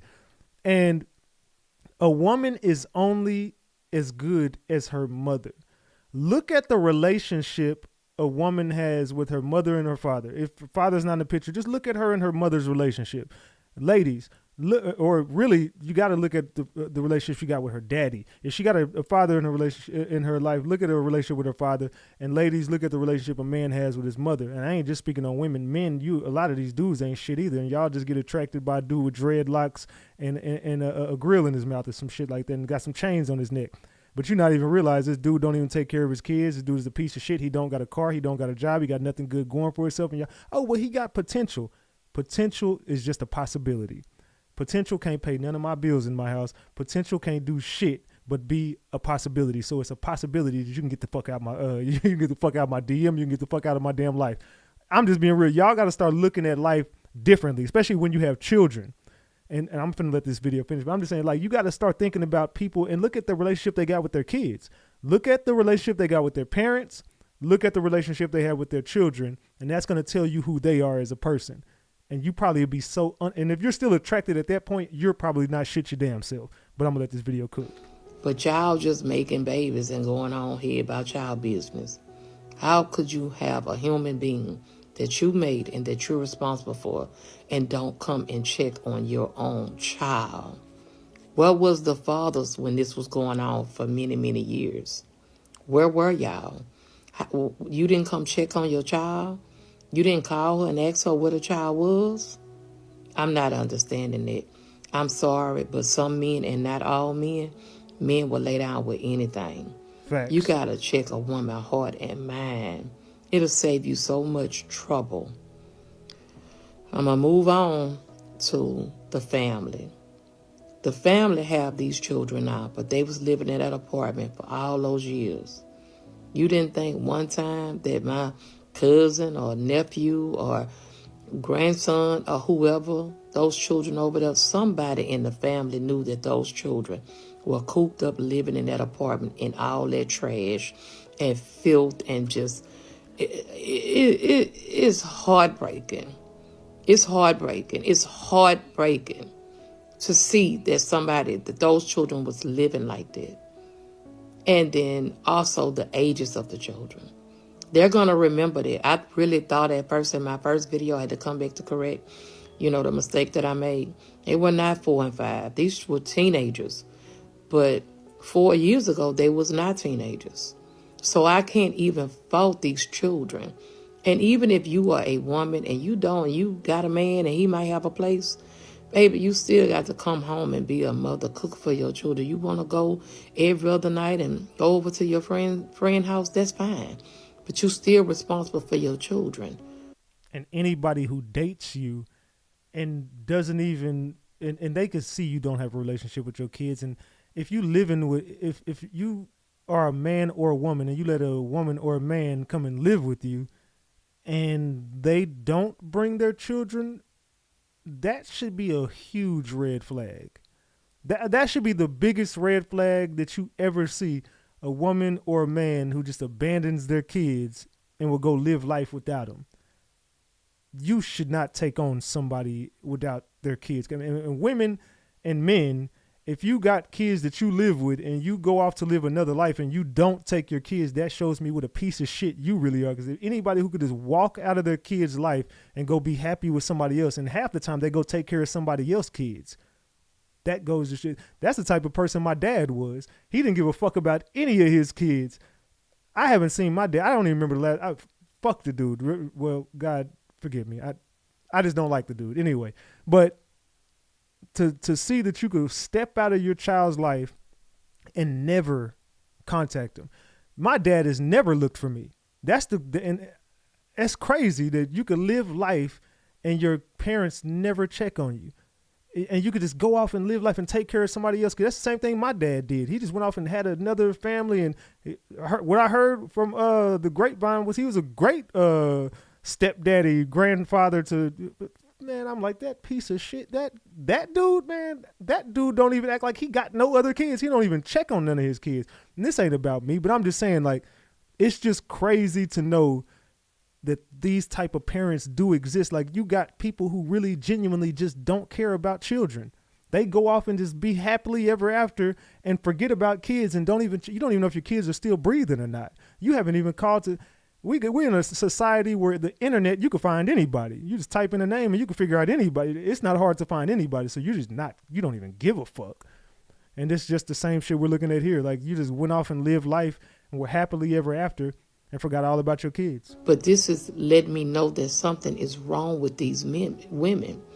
And there's nothing wrong with what's between their legs. That still work because they still pushing out babies. What's wrong is their minds and their hearts, and they don't want to be mothers. They thinking about the men. And once the men gone, they feel like they just want to push the children to the side. And that's not right. It's wrong. Something has got to be wrong with this mother. Okay? We love our children. And there's nothing in the world we wouldn't do for them. Even when we tell them to clean their rooms, we go behind them and still clean up behind them. Because that's what a mother do. Make their beds up the right way. I don't understand. I don't feel sorry for her. And then when it comes down to CPS in the school, y'all sending letters. So after a while, you send letters and nobody's coming to the meetings when you're sending the letters. I mean, don't the police supposed to get involved? It's so many people that let these children down.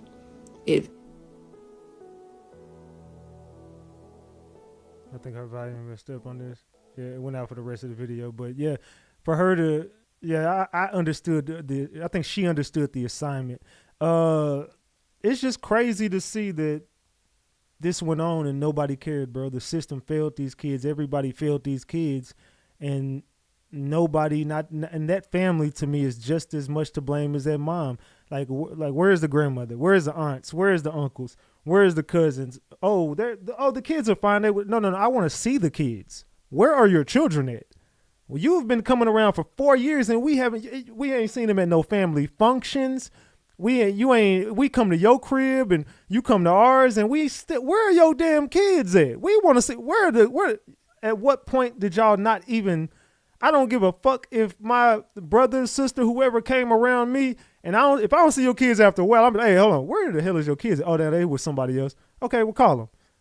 Let's get them on the phone real quick. I want to FaceTime them. Let me see them. I want to hug the kids. I want to see where the hell they at. Come on. I want to see my nephews and nieces. Come on, man. You can't just tell me some shit. You're not gonna piss in my hand and call it water. Okay, that's about the floods. We're gonna get back to that. We will get back to that. So let's get to this one now about the other mother, the other piece of shit mother we got here, and that's this one right here. So that's this one right here. This is another mother who abandoned her kids. This is another mother who just decided she was going to up and abandon her children. I mean, well, she abandoned them by going off into a casino and gambling. This was a woman who was a drug addict, a pill head, and she didn't give a damn about her kids as well. And she's blaming hypothermia on the reason why her kids are no longer here anymore. I don't feel sorry for you. You are another piece of shit mom. Now, look, you was out shaking your ass last night. Your kids just died, and here you are out shaking your ass with your loose wig, ugly girl. You look dusty. You out here, and your homegirl caught you on live. That's the crazy part. Your homegirl snitched on you. Look, your homegirl is what caught. Look at Buck Too Fast. Your homegirl is who caught you on live, and that's why the whole world is gonna go in on your goofy ass. This is another mother. You just lost 2 of your children, and they just passed away, and you was over there crying on the internet, but yet days later, yeah, this was last night. This live happened last night. You can go right there on that Facebook and look at it. They were live on Facebook last night. They were just live on Facebook last night, y'all. And she was out shaking her ass with her homegirls. This was last night. Now, I know some people, well, everybody grieves different. Does it look like she grieving? She over there grinding and shaking her ass. Does it look like she's a grieving mother right now? No, she's not a grieving mother. I warned y'all that this woman was a pill head. I think she did it to her kids on purpose. And you trying to blame hypothermia. No, you finna take your ass to jail. Your ass is finna go to jail here real soon. Watch, I guarantee you she finna face charges too. And you didn't think you was gonna get caught up. See, you think that you ain't that, you don't got that big of a following. So, no one's gonna notice that I'm out here doing this, shaking my ass on social media. No. We see you loud and clear, baby girl. We see your ass loud and clear. Someone hit me up and says, I'm listening to the podcast of the story of the women whose kids died in the van. Detroit, with all being said, hold on, who is this hitting me up? Oh, yeah, I see that. I'm live right now, Ship. I appreciate you, though. Hold on. I'm losing my train of thought. I'm listening to the podcast of the story of the woman whose kids died in the van. With all this being said, the only one problem I have is the whole story. As the girl said in the news interview, I am a CNA. She stated that on TV, that she is a healthcare professional. I don't care what the daddy did or didn't, or didn't. How are you a healthcare professional and not notice your kid's sick?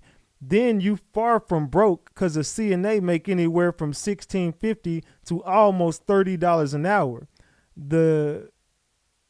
I think he meant the CNAs are in so much of a high demand, real talk. She could have walked in any nursing facility and got work, and the agencies pay daily.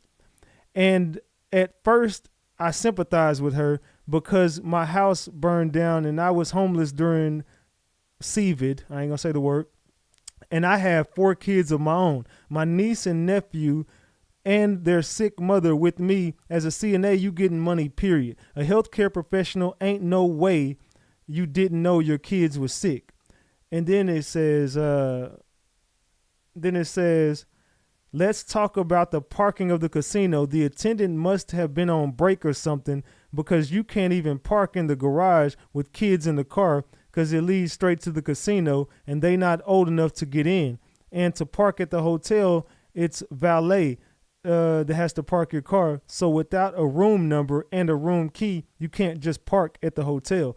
So we need to look at the hotel as well, because the hotel should be under fire just as well as that woman should be under fire with her damn kids. That's just my opinion. I think that we should look into that hotel as well, because I think it's something that they not telling us. It's something that they not telling us. Did the father of the two kids who passed away in the car at the casino parking lot start a GoFundMe, even though he said that he needed a reason to come and get his kids, even though the mother had asked him for help? I'm legitimately like in disbelief at this point. Hey y'all, I'm back. And if you haven't heard this story, I'll try and explain it as fast as I can. Okay, so a mom in Detroit had been homeless for quite some time. Her and her 5 kids and her mom had been living in the car. She said that she's been trying to get assistance. She's been trying to go to different shelters and they're full. She's just been trying different resources and she ran out of the resource. I mean, she just ran out and doesn't have any type of resources or any help. So she said that she had parked her car at the casino parking lot, and she had her car on for a while, and I guess after a while she had turned it off for a little bit, and then when she woke up, her 2 kids were frozen. And she had explained that she was trying to ask her children's father. I know you can hear it. Hold on. Be able to help her because she needed help, and she said that. I hate when people do this when I'm live. I can hear it perfectly fine. Y'all can hear it, right? Let me know in the chat. Y'all can hear it, right? She's talking low, but I cut my volume up and I can hear it straight up. So I hate when people start doing that when I'm live. I can't hear it. Can't turn your volume up. I can just turn my volume up all the way and I can hear it perfectly fine. She's talking low, but I can hear it. I can hear it perfectly fine. Just turn your volume up. Please don't spam that in my chat. She needed help, but he said he couldn't help her. So then they speak to the father, and the father made it seem like the mother didn't tell him what she wanted. So he made it seem as though like she just asked him to come and get the kids, but didn't say why she needed to come and get the kids. So he didn't feel the need to come and get the kids. And he hadn't even really been in their life, I guess, for the past like few months. But I think he said the last time he had talked to them was like on FaceTime, which was 2 months ago.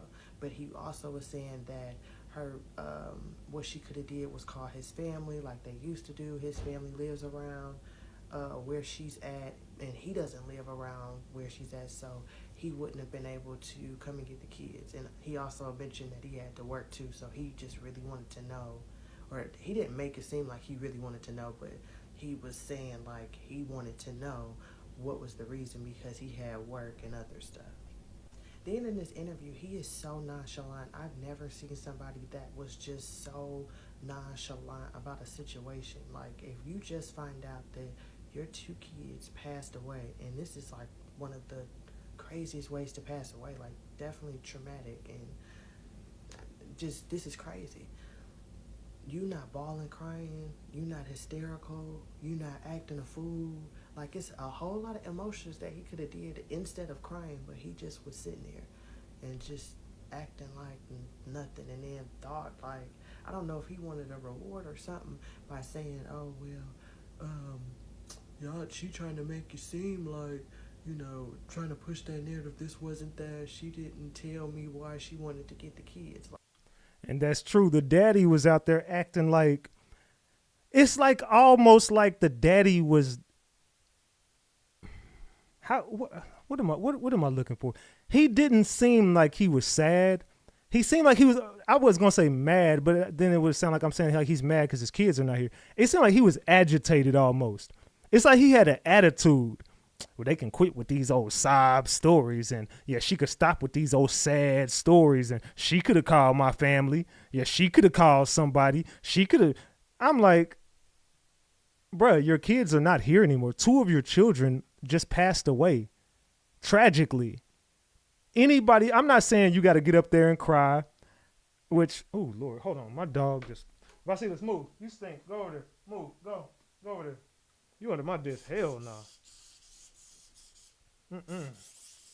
Ooh, child. I'm not saying you had to cry.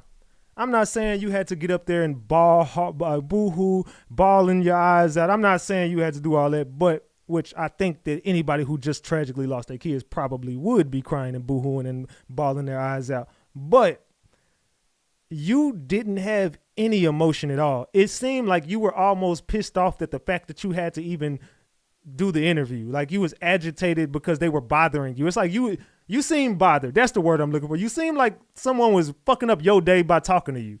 Like you had an attitude almost, bro. I'm like, bro, if you don't get your ugly ass the fuck up off the news, bro, probably find your ass and run a fade with your bitch ass. I hope somebody run a fade with your goofy ass. If I seen you on the streets right now, fam, we running a fade. Plain and simple. I blame you and I blame that ugly ass bitch you laid down with. Them kids should still be here. You should have been more of a daddy with your punk ass. You should have been more of a father to your kids. I wish I could see your goofy ass because she was actually asking you to take your kids. This wasn't a woman, and I'm not taking up for her, but you do have women, and I do think she was doing some spiteful shit and she was a jealous heart, but she was still trying to get you to take your kids. Some women, like the other woman we just covered, will try to hide your kids from you. She was telling you to come get your kids, and you was like, well, she didn't tell me what the reason was for. Why she... Boy, if you don't sit your ugly ass down somewhere for a nigga, boy, you lucky I'm on YouTube and I can't say what the hell I want to say. But them dreads, would have wrapped my hand around them dreads and worked your ass out, dog. No diddy. But I guarantee you, fam, if you going to the gym, look at your goofy ass. You ain't working out. When the last time you worked out? You seem like you was almost pissed off at the fact that somebody was up there talking to you. Man, well, she just said I needed to come get the kids. She didn't specify why. Bitch ass nigga, why does she have to specify why? Go get your motherfucking kids. You said you ain't seen your kids in 2 months and y'all live in the same city. You ain't seen your kids into, oh, well, we FaceTimes from here time to time. We ain't FaceTimed in about 2 months. So you FaceTiming your kids and you're not asking them how they are, how their day been. Did you how you been sleeping that night? They probably would have been like, well, Dad, we don't got a place to sleep right now, Dad. And you could have been like, oh, damn, you ain't got a, hold on, what? You would think as a parent, you'd be like, how's school going? Well, we not going to school right now, Dad, because we've been sleeping in the car. Your kids will talk. Kids talk. Even if the mama was, if you had a relationship with your kids, they going to open up to you and they're going to talk to you if they trust you. Am I right or am I wrong, ladies and gentlemen?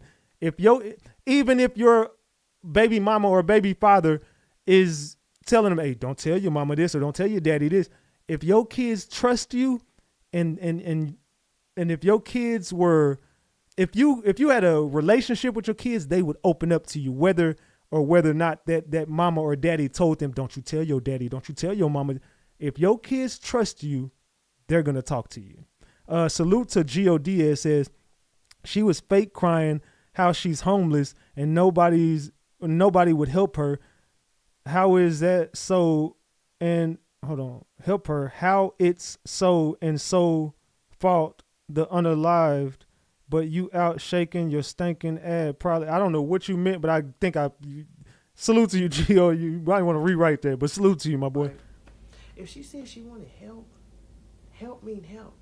Don't matter. Then you hadn't been a father anyway.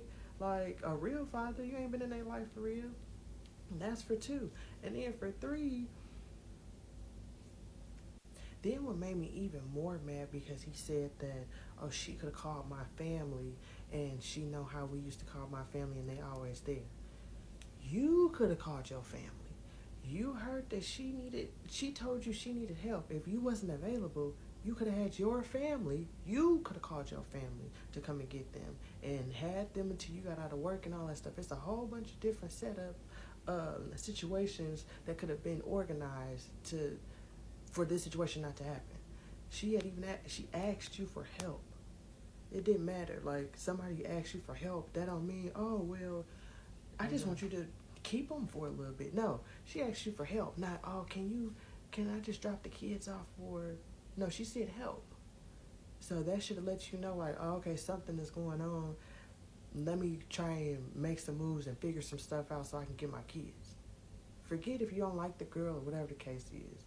You should have been thinking about them kids. You could have got those kids.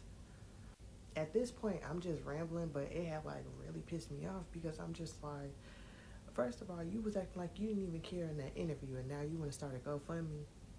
So you trying to get some money, but you wouldn't even care. You didn't care. But I mean, hey, maybe, I don't know. Maybe I'm looking at it crazy or whatever the case is, but y'all tell me what y'all think in the comments. Y'all know what to do. Come on. So, yeah, and then you got the audacity to try to start a GoFundMe. That's the crazy part about it. Like, nigga, you didn't even want to go pick your kids up when they needed you the most, and now they're not here anymore, but you think you deserve to start a damn GoFundMe. Boy, if you don't sit your ugly ass down. And this is her right here, y'all. Let me turn this volume down because I don't want the music playing. But this is her right here shaking her funky ass last night. This is her right here shaking her funky ass last night with all these ugly ass ghetto chicks who know that your kids just died and they over there trying to turn up with you. That shows you everything about the girls you kicking it with. Ugh. You couldn't pay me $10,000 to knock any one of them females in that room down. No, thank you. I will hard pass. Just look at this. Muffin top head and bucktooth beaver. I'm cool. I am cool on that. Just look at this funk. Just look at this funk on the screen. Man. You got to be kidding me. The main reason I was numb to this situation. Yeah, and people felt sorry for this chick. It was like, Ratchet, you can't be doing, no, she's a grieving, but nah, I've been said, fuck that bitch, and I stand on that. I don't ever be wrong about this shit, dog. When I sympathize with people and I turn on them real quick, it'd be for a reason. I knew that she wasn't shit. At first, I was like, man, maybe, but not quickly. As soon as I talked to old boy last time, I quickly realized that she was an ain't shit mama. Salute.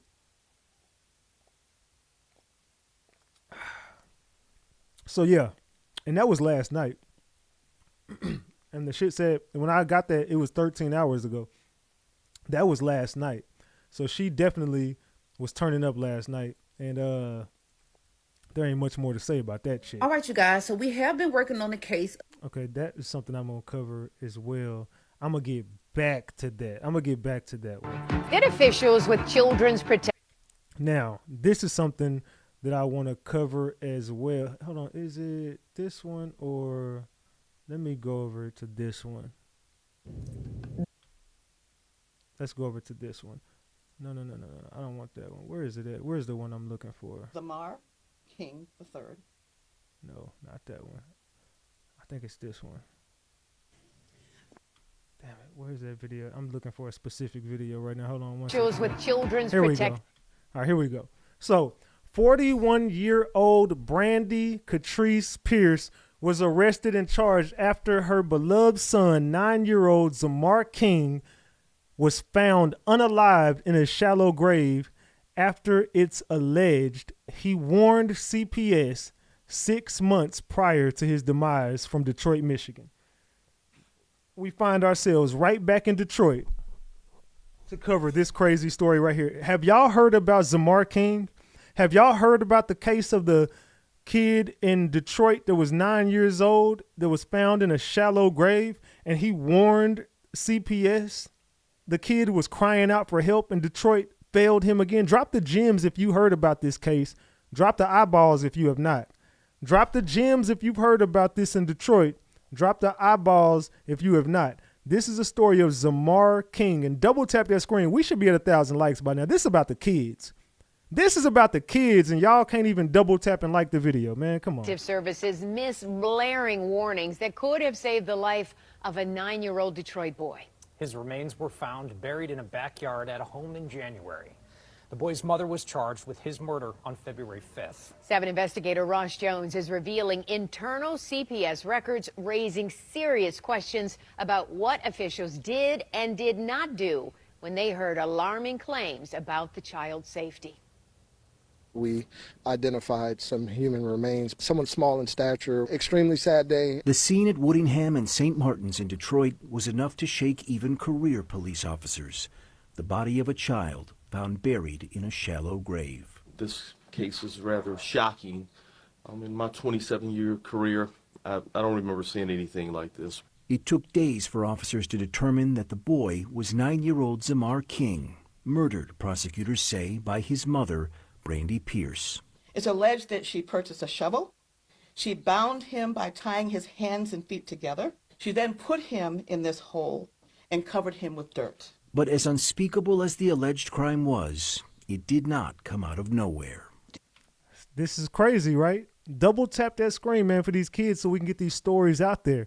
We should be at 1,000 likes. Y'all got to double tap this screen to get these videos out there, man. Salute to y'all. It's just a train wreck that's going to happen, right? You just see it coming, and they don't do anything about it. By law, records from Children's Protective Services are guarded closely, even after a child dies. But we've obtained internal CPS records that show state employees were warned for years that Zamar was in danger. At least 4 times, records show, Brandy Pierce was the subject of CPS complaints. And this is just like the naziyah case. Not just like the naziyah, but I'm saying as far as CPS in Detroit keeps getting warnings. Why are all of the people in Michigan, and specifically the Detroit area, not standing in front of that motherfucking CPS office? Why are y'all not flooding their phone lines? Why have y'all not went to the mayor? Why have y'all not? If I lived in Detroit, and it seems like Ratchet just gonna have to do it. Nobody else in Detroit realized, bro, CPS is failing all of your kids out there. CPS does not have your back, and I wouldn't even trust CPS to take the kids at this point. I would think if the kids go with CPS, they might be fucking worse off. Who knows? I don't know. I'm just saying, look, if the CPS was to go pick all those kids up out of Shannon and Annette's house in the naziyah case, I would be scared for the kids still, because if they don't give a fuck what's going on, they don't care that them kids have seen actual activity. They don't care that those kids have been touched. They don't care that those kids have been tampered with. They don't give a fuck if those kids have been abused. They don't care what's going on with the kids in their own homes, let alone they wouldn't give a fuck where they put them at or placed them at or in their custody. I'm just afraid for all of the children in the Detroit area. The first coming in 2015, after Pierce admitted to marijuana and alcohol use during her first trimester. It happened, she said, before she decided to keep Zamar. There were complaints in 2019 and 2021, both alleging that Zamar had been left alone. The first time in the lobby of a Southfield apartment building, with Zamar telling police he did not know where he belonged. And trust me, I'm not laughing at the situation. I just get so frustrated. It's like, bro, what the fuck? A police pull up to an apartment complex and a kid is alone and says, I don't know where I belong. And that kid goes right back to the mama. Police later made contact with a relative and the complaint was denied. 2 years later, on a 78-degree day in May, Zamar was left alone in his mother's locked car for more than 90 minutes while she went to a doctor's appointment. She told police her son was a heavy sleeper. So you go to the AC in a doctor's office, and every doctor's office allows children. There's not one doctor's office that says, hey, your kid got to sit in the car. There's no doctor's office that you're going to go to in any city or state that's going to be like, no kids in here. So you done took your fat, funky ass in that damn doctor's office. You done took your big, nasty ass in that doctor's office with that cheap-ass Temu dress while your kid, that poor child, sat in that hot car, and you tell me, oh, well, he's just a heavy sleeper. Girl, I hope somebody knock your big ass out on the first day you get incarcerated. Well, you already in there.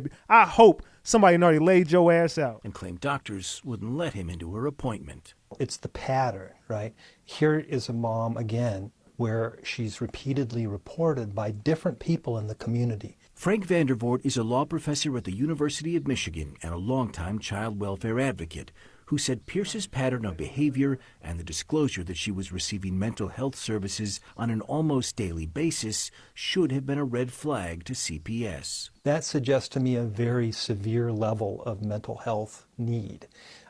So I'm troubled by that, and it raises more questions than it answers for us. The Macomb County prosecutor denied a warrant request for child abuse, saying there was insufficient evidence and CPS working with mom. CPS would close the case after performing a home visit, finding no safety hazards, enough food, and suitable sleeping arrangements.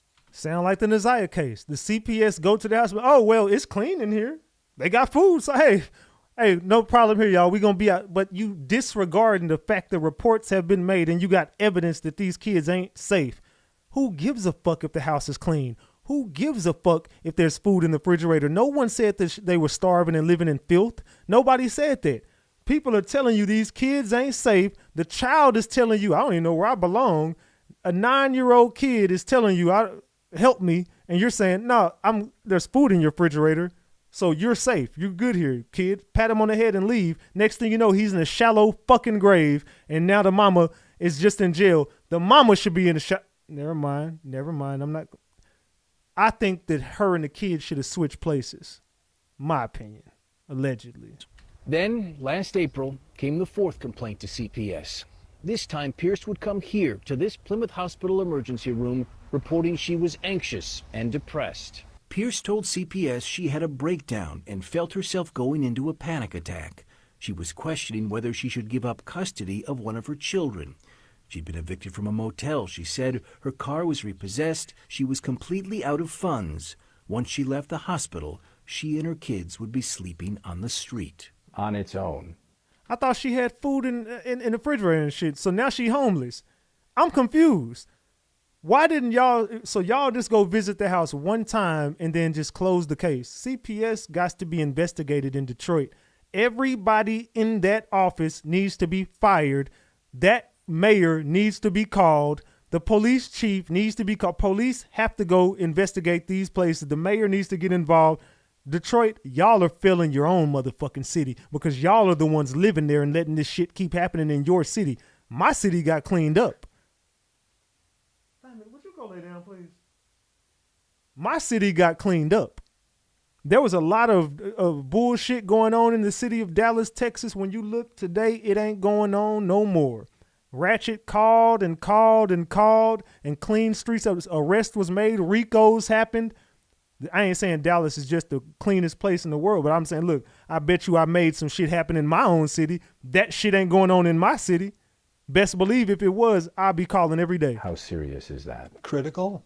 This is a family with no place to live. She tells the caseworker, I can't sleep in my car, which suggests to me that she's been sleeping in her car at some points. But what Zamar told CPS was most alarming of all. He had not been to school in over a year, he said, and I'm sorry I got to keep pausing it, but where's the school system? Detroit don't give a fuck about these kids, bro. The schools are not. Why don't people go into court for truancy? Why are these parents allowed to just let their kids go years without going to school? I'm confused, Detroit. Doesn't always have food to eat. He said his mother beat him with a belt, that she's choked him with her hands, and that she wants to kill him. Any rational, normal person walking out on the street hearing this would be completely alarmed by what they're hearing. They would take action. They would call the police. But what CPS did, according to internal records, was close the case. The investigation found no preponderance of evidence of physical neglect. Pierce was provided with pamphlets connecting her with community services, and a note was added to follow up on her mental health appointments. So y'all gave this bitch a note. They decided to give her a note. Hey, look, here's a pamphlet. All right, just go get some help, and we're going to, all right, here, take this note and these pieces of paper. Just take these notes and then go get some help. 6 months later, after Zamar reported that his mother choked and wanted to kill him, prosecutors say she did. It's alleged that she killed him and that the cause of death found by the medical examiner was smothering and neck compression. But he told you this was going to happen. The kid went to you and told you he was afraid for his life because his mom was going to unalive him. And it happened. And y'all didn't save the kid. Again, these kids are crying out for help. You see the kids need help, and y'all won't help them. CPS records show that the family was placed at a homeless shelter after that final complaint last April. It is not clear how long they were there. Then in December, Brandy Pierce was found in Georgia. She was arrested after someone reported finding her other child, a 3-year-old, locked in a car alone. Police said temperatures were in the 40s, the child was nude, and there was feces and a deflated air mattress in the vehicle. Citing state and federal law, CPS said they could not comment on this case, but they are heartbroken by Zamar's death and are committed to ensuring the health and safety of all children. Tonight, Zamar's relatives are trying to pay for his burial. They have started a GoFundMe, and we have included a link where you can donate on our website right now at WXYZ.com. Beyond horrific. And we asked CPS, is the employee who handled that last investigation, what is their status? Are they working today? Are they under investigation? Were they disciplined? They said they couldn't comment, but there are many, many questions that need to be asked about that. So CPS, you don't want to comment. You know what, CPS? Don't worry about it. Watch what's gonna happen to y'all, CPS. I ain't even gonna warn you. Just watch what I do. Watch what I do to Detroit CPS. I mean, it leaves you speechless, and my stomach is just turning over. Where is that mom? She's locked up right now, or she's getting help? It is unclear whether or not she's still in Georgia. They have to move her to Michigan so she can be arraigned. Her whereabouts right now are not entirely clear, but she is under arrest. And her other children are safe, as far as we know. State custody right now. What do y'all think about that story? I'm not even sure if y'all have heard about that story, but that is a freaking crazy story that needs to be heard as well. Let's continue. This gonna have to be in two parts because this is just too much for me. This is the mother of Zamar King, the lady that unalived her child. His body was found behind a shed in Detroit. Okay, January 6th. She was charged February 5th. I'm gonna tell you how she got caught. Y'all ain't even gonna believe it. Okay, so we're gonna talk about the CPS records before this unaliving even happened. First of all, we're going to talk about how she was reported to CPS 4 times. They stated in May of 2015, when she was pregnant with him, she was smoking and drinking during pregnancy. That was one. July 28, 2019 and June 3rd of 2021, she had left her son Zamar alone. I gotta get this, y'all. Left him alone. She went to an appointment, I guess, a doctor appointment, and she left him alone in the car. Okay. Then it was also where she left him at an apartment, a lobby by himself. Now, y'all, it just get even more crazy. So when she left him in the car, it was 78 degrees, y'all. 78 degrees, and she left him in there for 90 minutes while she went to her doctor appointment. She stated that she could not bring him in and that he was a heavy sleeper, y'all. Hold up. All right, y'all. So CPS, Macomb County CPS hopped in. They denied child abuse with insignificant evidence. This is from the CPS records. And that was in May of 17 for some of it. And they said they were working with the mother, so they closed the case. Said that he had food, the children had food, place to sleep. I don't understand this. But anyway. All right, then after that, she went to the hospital. She told the hospital how she was depressed, had a lot going on. By April 22nd, 2024, she told CPS that she had a breakdown and was going to have a panic attack. And she was questioning, should she give up one of her kids? Hence, one of them. She had 2. She told them how she was evicted from the motel. Her car was repossessed and she was completely out of money. She told CPS that she couldn't sleep in her car anymore. But I want to tell y'all what Zamar told CPS, but I'm gonna do that in the next video. So I gotta tell you about that and how she got caught. So let me drop the other one. You got to be kidding me, man. Detroit, there's a lot of ain't shit people out there. All right, this is part 2 of what happened to Zamar King, what his mother did. This is baby boy right here. This is part 2. So Zamar told CPS that he hasn't been to school in 2 years, that he don't have food all the time, and his mom beats him and also chokes him. And also stated that his mother wanted to unalive him. The CPS workers gave the mother a pamphlet, how to, parent and stuff like that, and also told her to follow up with her mental health appointments. Never once did they remove this child out of the home. 6 months later, after all this went on from part 1, Zamar was unalived. Now, how Brandy got caught, y'all? She pulled the same stunt and left her daughter in a car in Georgia alone. The child had no clothes on, feces everywhere in the car, and a deflated air mattress. Y'all, mental health is so real and it's crazy. The child had no. She pulled the same stunt and left her daughter in a car in Georgia alone. The child had no clothes on, feces everywhere in the car, and a deflated air mattress.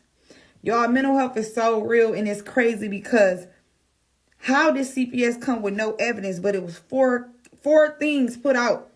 And this boy didn't go to school, none of this. And this girl was going to mental health appointments, all kind of stuff.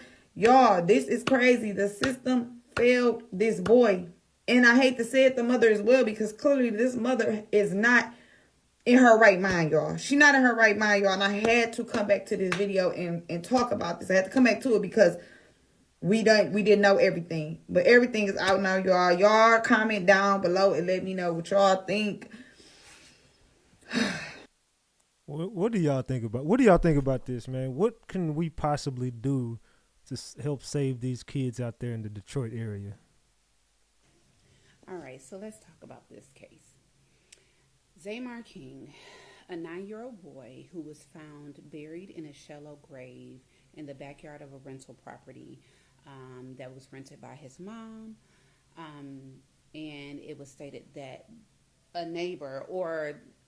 that the rental property owner was going there to actually get the property ready for a new tenant, and he saw a foot sticking out of a shallow grave in the backyard. And so, of course, police was alerted. It is stated that the boy was found murdered, or he was murdered in October. So more about this story has come out. Zamar King, 9 years old, from Detroit, Michigan. More about this story has come out, and it is stated that CPS was involved. Okay. CPS, Child Protective Services, was involved, and a lot of the community had reached out about, this mother and her reckless behavior with her child. It is stated that the child was found in a car with windows up while she went into a doctor's appointment. It is stated that Zamar King had even told CPS workers, he had told them that his mom wanted to kill him, and that she would literally just be ballistic and beat him and all of this crazy stuff.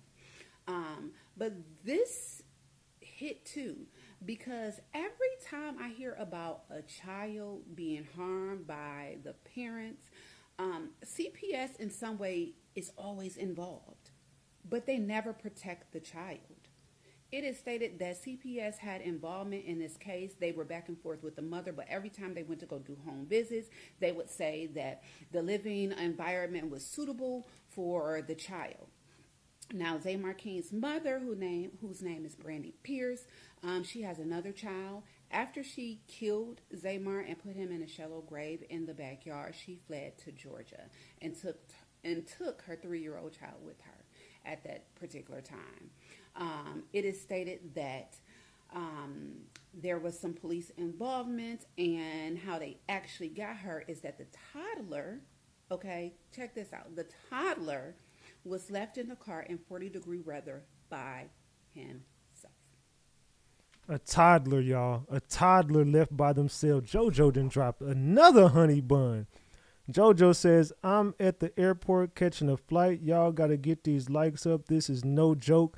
You can take your thumb and double tap to get these likes up. Support the channel. Much respect to you, Ratchet and Mod. Salute, salute. And you have safe travels. Thank you for that honey bun. Thank you for the $300 tonight. I truly appreciate you. You pretty pretty much single-handedly bodied this whole chat. We got $368, and 300 of them are all you. Y'all should be ashamed of yourself letting JoJo body y'all like this. Salute to JoJo. I appreciate you. Yeah, but you have safe travels out there. You have a safe flight, and I appreciate you so much. Salute, JoJo. I'm not understanding, but to my recollection, CPS stands for Child Protective Services. Am I right or am I right?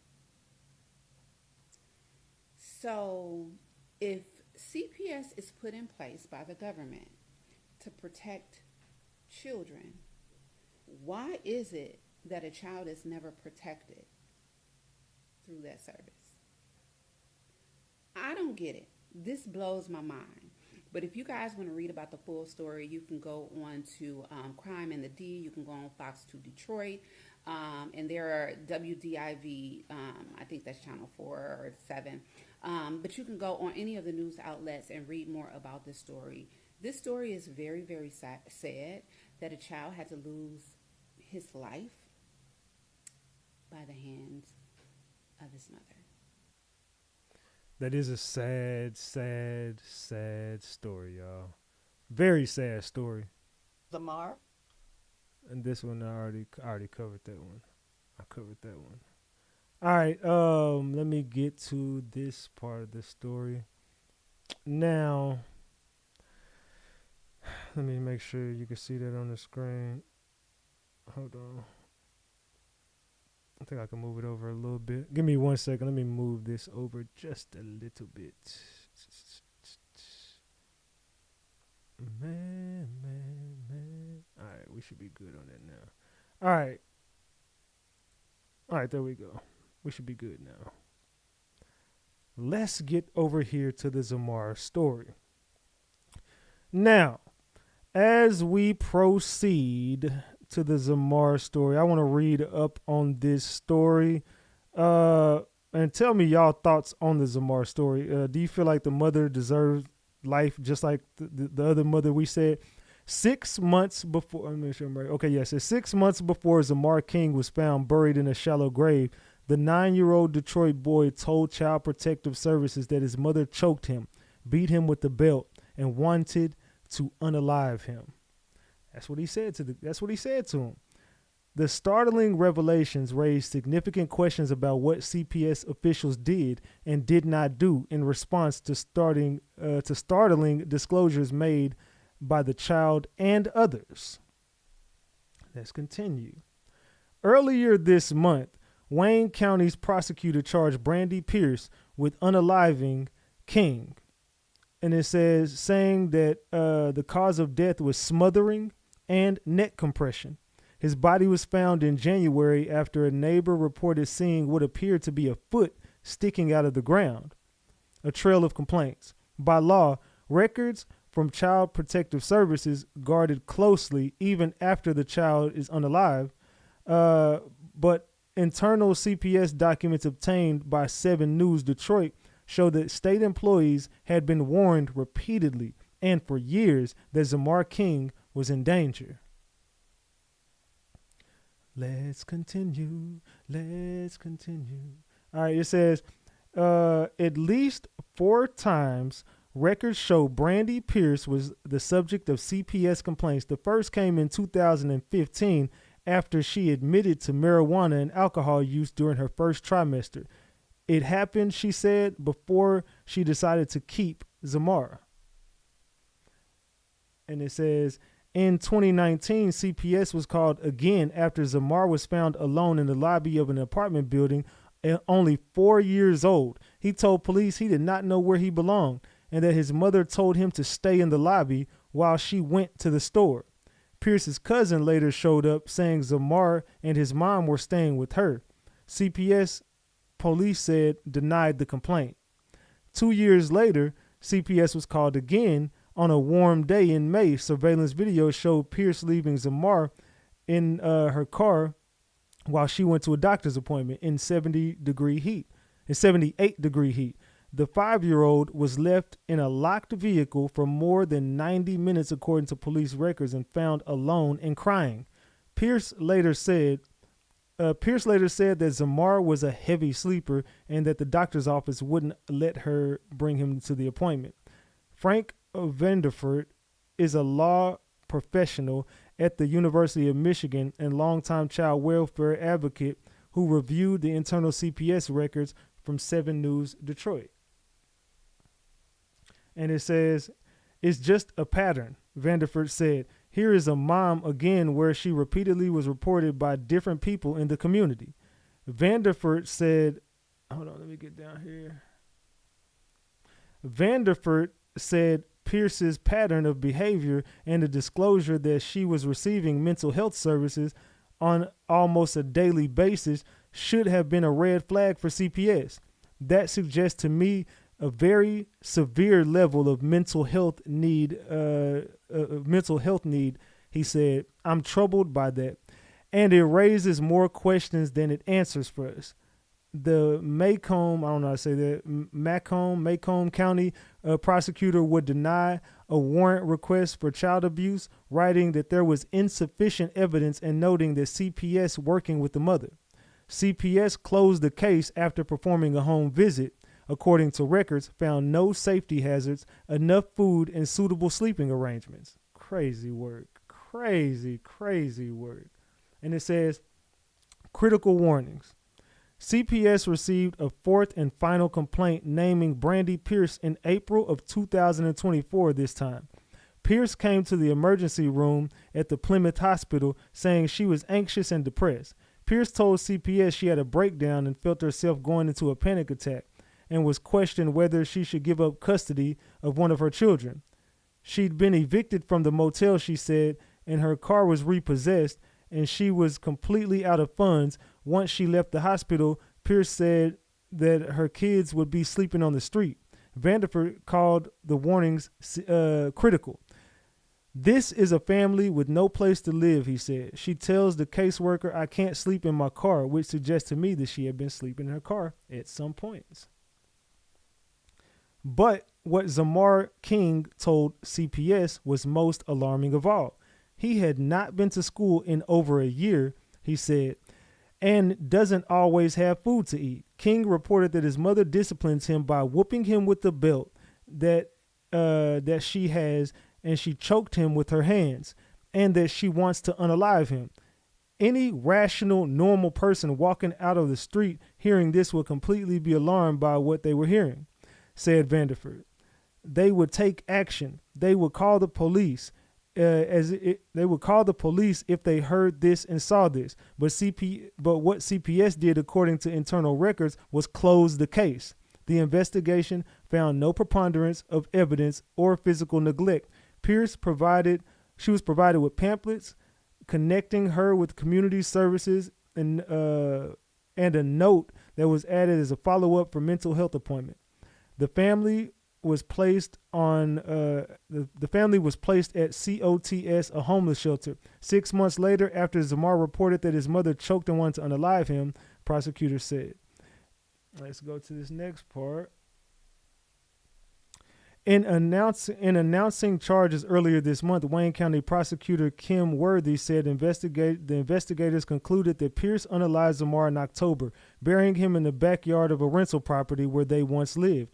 It is alleged that she purchased a shovel and that she bound him by tying his hands and feet together.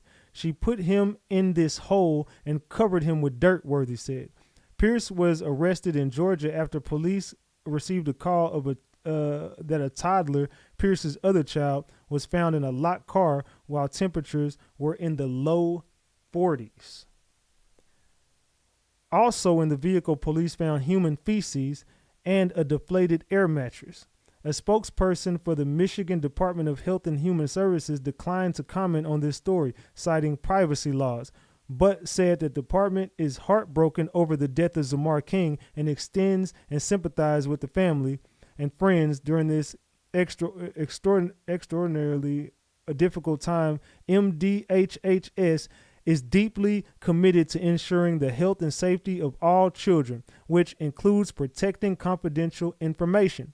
The spokesperson said the spokesperson would not say whether the CPS workers involved in previous complaints against Pierce were under investigation or faced any discipline. It's just a train wreck that's going to happen, Vanderford said. You just see it coming. And they don't do anything about it. If you like any help with Zamar King and the 9-year-old's funeral, you can provide. Whoop. This is crazy, man. The kid had to lose his life for CPS to take that shit serious. That's crazy, right?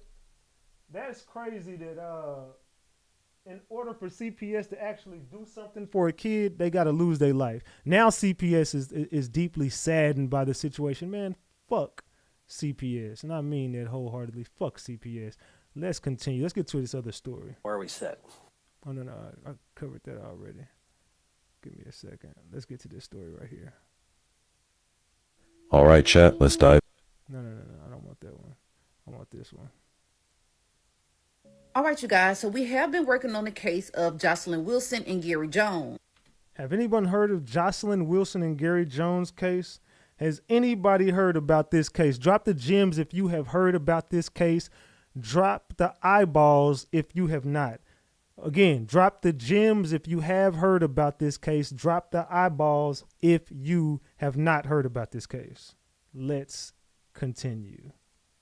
All right, you guys. So we have been working on the case of Joselyn Wilson and Gary Jones. So Joselyn and Gary, they're a couple. And for Gary's 50th birthday, they end up going out on a boat on Lake Oconee.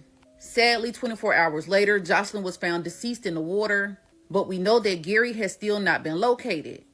Well, y'all, we have some very strange developments in this case.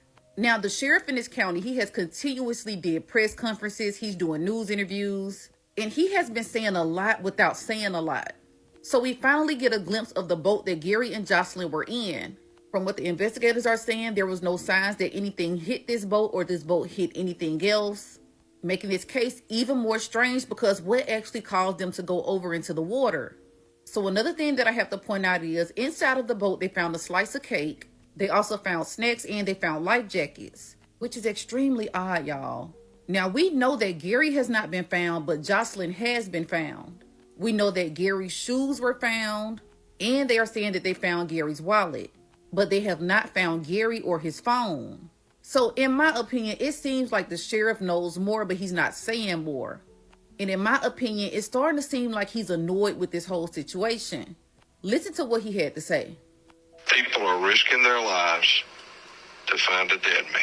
Now, for him to say people are risking their lives in order to find a dead man is a very, very insensitive thing to say. But y'all, I don't know. I just found it weird that he said that. Now, after he made that comment, he ended up making another comment about Joselyn that a lot of people didn't know. So they found Joselyn less than 24 hours after whatever happened. And what's crazy is they're saying that Joselyn's body was actually floating. Now, y'all, the reason why Joselyn's body was floating is because Joselyn had air in her lungs.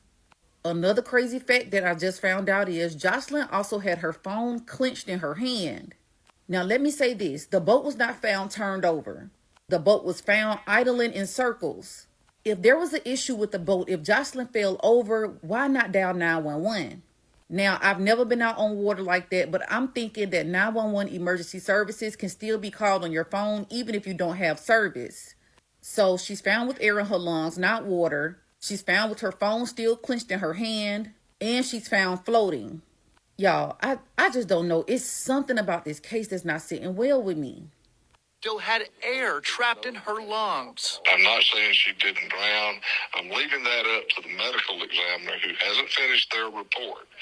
But there's physiological evidence present that we know from the autopsy that leads me to believe, that there was a sufficient amount of air in her lungs to give her buoyancy and prevent her body from going to the bottom. So y'all, what took place on that water? The life jackets weren't used. Her phone was found in her hand. His shoes and wallet was found, but they haven't found his actual phone. My heart goes out to both families. I'm hoping that they get some answers in this case soon.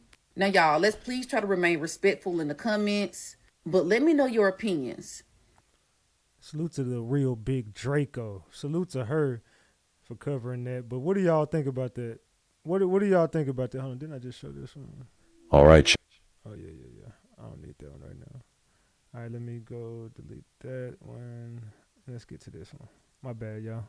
Let's continue. Gary Jones and Joselyn Wilson were engaged to be married. This past weekend, they went missing. Joselyn's body has been found. Gary's has not been found yet. And to say that the details surrounding this case are sketchy would be an understatement. This all starts at the Fishtail Marina, where they put this 12-foot plastic John boat in the water. And they took the boat out allegedly 7 miles. Reports say that the boat had an engine twice the recommended size, as well as having no gas cap. And the Putnam Sheriff has said that this is not the typical boat that you would ever take out 7 miles into a river channel. And something happened out there. We don't know what yet, but something happened. And boaters in the area said that they saw the boat idling in a circle at some point. Those boaters also looked around, were trying to see if they could find anything. They saw some kids nearby on a shore, asked them if they knew anything. They weren't getting much information, so they called 911. But what I don't get is the reports also say that the boat eventually ended up at a dock. So I don't know how it could have, went from idling in a circle to on a dock. The Georgia DNR is the one who found the boat on the dock, but they then contacted the Putnam County Sheriff's Office, who are now handling the case because there is a death involved. Unfortunately, on Sunday afternoon, someone found Joselyn's body, but it was on the complete opposite side than where the boat was found docked. And then on Monday, Gary's shoes were found in the shoreline, but like 15 feet apart. So one shoe, 15 feet, another shoe. Now the massive search going on covers hundreds of miles on the lake, where depths are like 80 feet at the deepest with, they say, timber in the water. The sheriff said there was a piece of birthday cake on the boat, which I just find odd. I don't know why, but it's odd to me. There was also no signs of alcohol. The sheriff said that there are other factors that are playing into this right now, but he is not ready to discuss them. The sheriff also said that this wide, extensive search is the largest one that ever has taken place on Lake Oconee. Reports say that they plan to put a cadaver dog out on Friday to search for the body of Gary Jones, who is still missing. But like I said, Joselyn Wilson's body was found on Sunday. And I'm reading that the canine cadaver dog that they have coming out to search has found a body before in like 50 feet deep of water. So I just want to say rest in peace to Joselyn Wilson. This is so, so heartbreaking. And I'm hoping that it was a tragic accident and not something more sinister, like I said, because the details are super sketchy. Nothing is adding up, and why they would do some of the things that they did are not making sense. Joselyn was a professor at Spelman College. This said she was a senior instructor in mathematics. I will certainly update y'all as soon as I know more. What do y'all think about this case right here so far? About it's looking sketchy as fuck. And then the fact that the police chief said some of the shit that he said in this kind of leads me to believe there's more that went on in this case, and I think something sinister possibly happened with this couple. I think some crazy shit probably happened, and they covering something up or covering somebody's ass. That's my opinion, though. I could be wrong, though. What do y'all think is going on in this case? It's been officially 10 days since February 8th. This engaged-to-be-married couple, Joselyn Wilson and Gary Jones, traveled from the metro Atlanta area to Lake Oconee in Georgia, planning to celebrate Jones's 50th birthday with an afternoon of boating and a night stay at the lodge at Lake Oconee. As we know, a couple of hours after they put their boat in, witnesses saw their boat idling, abandoned, which led to a search for the couple, and within 24 hours, Joselyn's body was found. But Gary's body, or Gary in general, has yet to be found. This was originally a search and rescue for Gary, but it has turned into a criminal investigation / a recovery mission for Gary's body. There have been a lot of updates. Salute to Alexia Hill for the 20-piece. Says casino parking lot is $0 unless you want valet. It's not connected to the casino. I think she had wig before ish hit the fan. Security and police is always making rounds in the garage and sent video on Insta of the house the kids were left in. It's like a tour.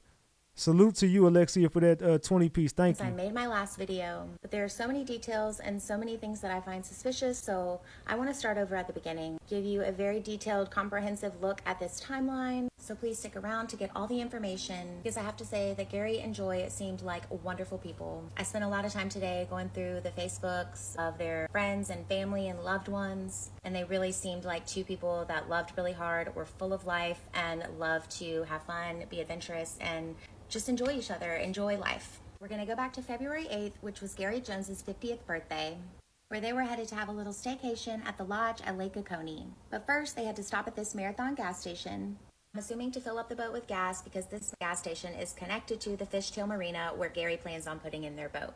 And I just want to note that right here, the Marathon gas station and the Fishtail Marina, right across this bridge is the lodge on Lake Oconee where they will be staying the night. So while Gary is getting the boat ready and putting in at the marina, Joselyn drives over with their truck and trailer to park it at the lodge and go ahead and check in for the night. So Joy gets everything settled at the resort. Gary makes his way over, scoops up Joy, and they head out for an afternoon of boating for his 50th birthday.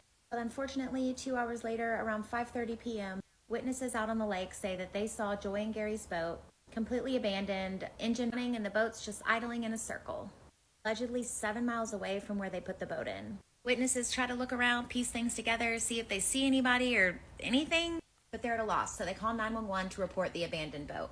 The Greene County Dispatch immediately notifies the Georgia Department of Natural Resources, who sends out game wardens to investigate. Something don't add up here. Something just don't add up in this case. Part 2. Picking up where I left off in Part 1, they send out 2 game wardens who come to look at the abandoned boat, because obviously this is suspicious. This wasn't released immediately, but what we learn is that there are life jackets on the boat, as well as bananas, a piece of birthday cake, and Gary Jones's wallet.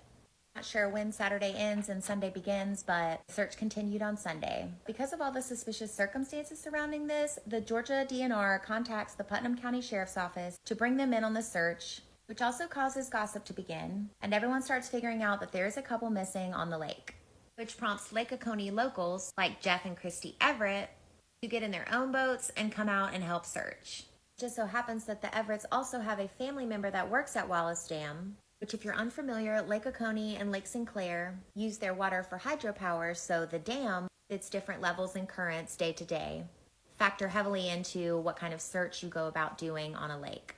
So the Everetts contact their family friend, who they ask, hey, did y'all release the dam between, Saturday night and today, Sunday?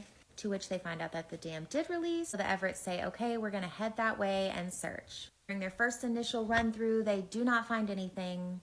But Jeff Everett says that sure enough, on the second pass through, they see Joselyn's body floating near Jumping Rock, which is this 10-foot boulder in the water that people jump off of, hence the name Jumping Rock. Jeff says he starts blaring on the horn because DNR is kind of downstream from them. His wife Christy also starts calling them. They make their way up there, where Jeff Everett helps DNR remove Joselyn's body from the water.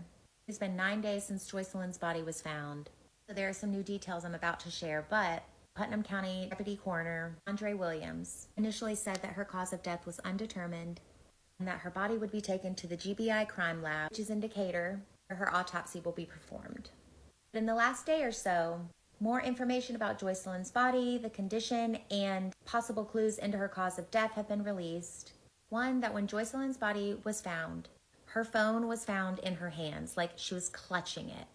I did not even know that you could hold on to something post-mortem. That is wild. And 2, air was found in her lungs. So I'm going to explain this in the best way I know how, but when an autopsy is performed, if there is air in the lungs, that means that if a body was found in water, it actually died out of water because it was still able to grasp for air. Air was in the lungs. However, if water is found in the lungs, that means that they were trying to breathe underwater, which is typical for a drowning. So air being in the lungs, but her body being in water, adds up to suspicious circumstances. See? Boom, right there. So somebody unalived her. That's why they couldn't determine the cause of death, because she didn't die by drowning. And they got found. The boat was allegedly 7 miles from where they were at, but the boat was in condition and it was still on. So it's not like they fell out of the boat and drowned. Something happened to them out there in that water. They haven't straight up come out and said that, but they released that there was air in her lungs and that it kept the body afloat. So suspicious. I'm saying it's suspicious. Clutching her phone, air in her lungs. Those are two new pieces of information from the last 24 to 48 hours. So, what the fuck happened with this couple and where is he at? What happened with this couple, guys? This comment says, was there alcohol involved? Just curious. We are talking about the engaged couple who went missing on Lake Oconee on February 8th. The body of Joselyn Wilson has been found. Her fiance, Gary Jones, is still missing. There has been an extensive search party for the last 10 days, leading to nothing, no sign of Gary, besides 2 shoes that were found on shore the day after they went missing. So people are wondering, was there alcohol involved? So I'll put a quote right here where Sheriff Sills said, no, there is no alcohol involved, which is unusual for boaters on the lake. But I suppose that for definitive proof, we would need autopsies to be done. Right now, we only have the body of Joselyn Wilson. An autopsy is being done on her at the GBI Crime Lab, which is located in Decatur. So while we wait on that, we will have to go with what the evidence shows, which was there was no alcohol involved in this situation, which really makes you wonder what happened. Why were 2 smart, educated, grown adults making bad decisions like this? Unsafe decisions, if not bad decisions. Absolutely nothing about this makes sense. So yeah, somebody not telling us something. There's something that went on in that case that they're not telling us something. Right, 3.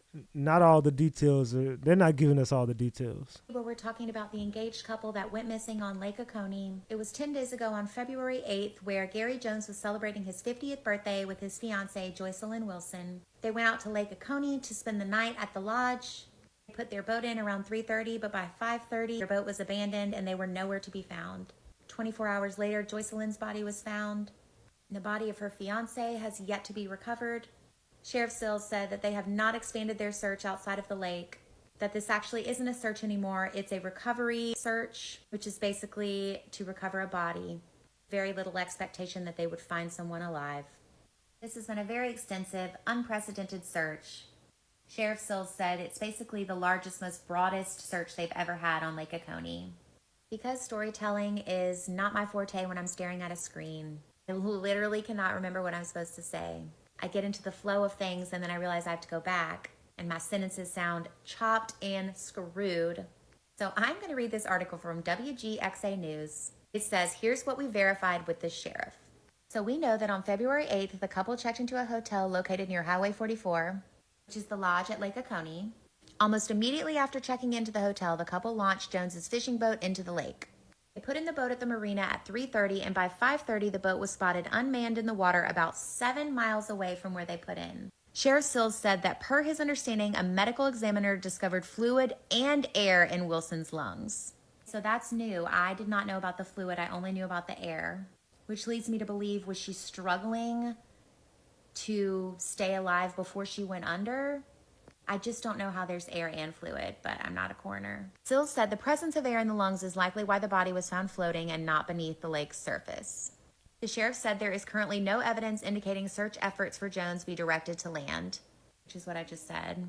The sheriff said, according to scientific reports, with consideration to the current temperature of Lake Oconee, a submerged and decomposing body would not likely resurface until 14 to 25 days after sinking below the surface. I don't want to worry about this for the next month. His poor family.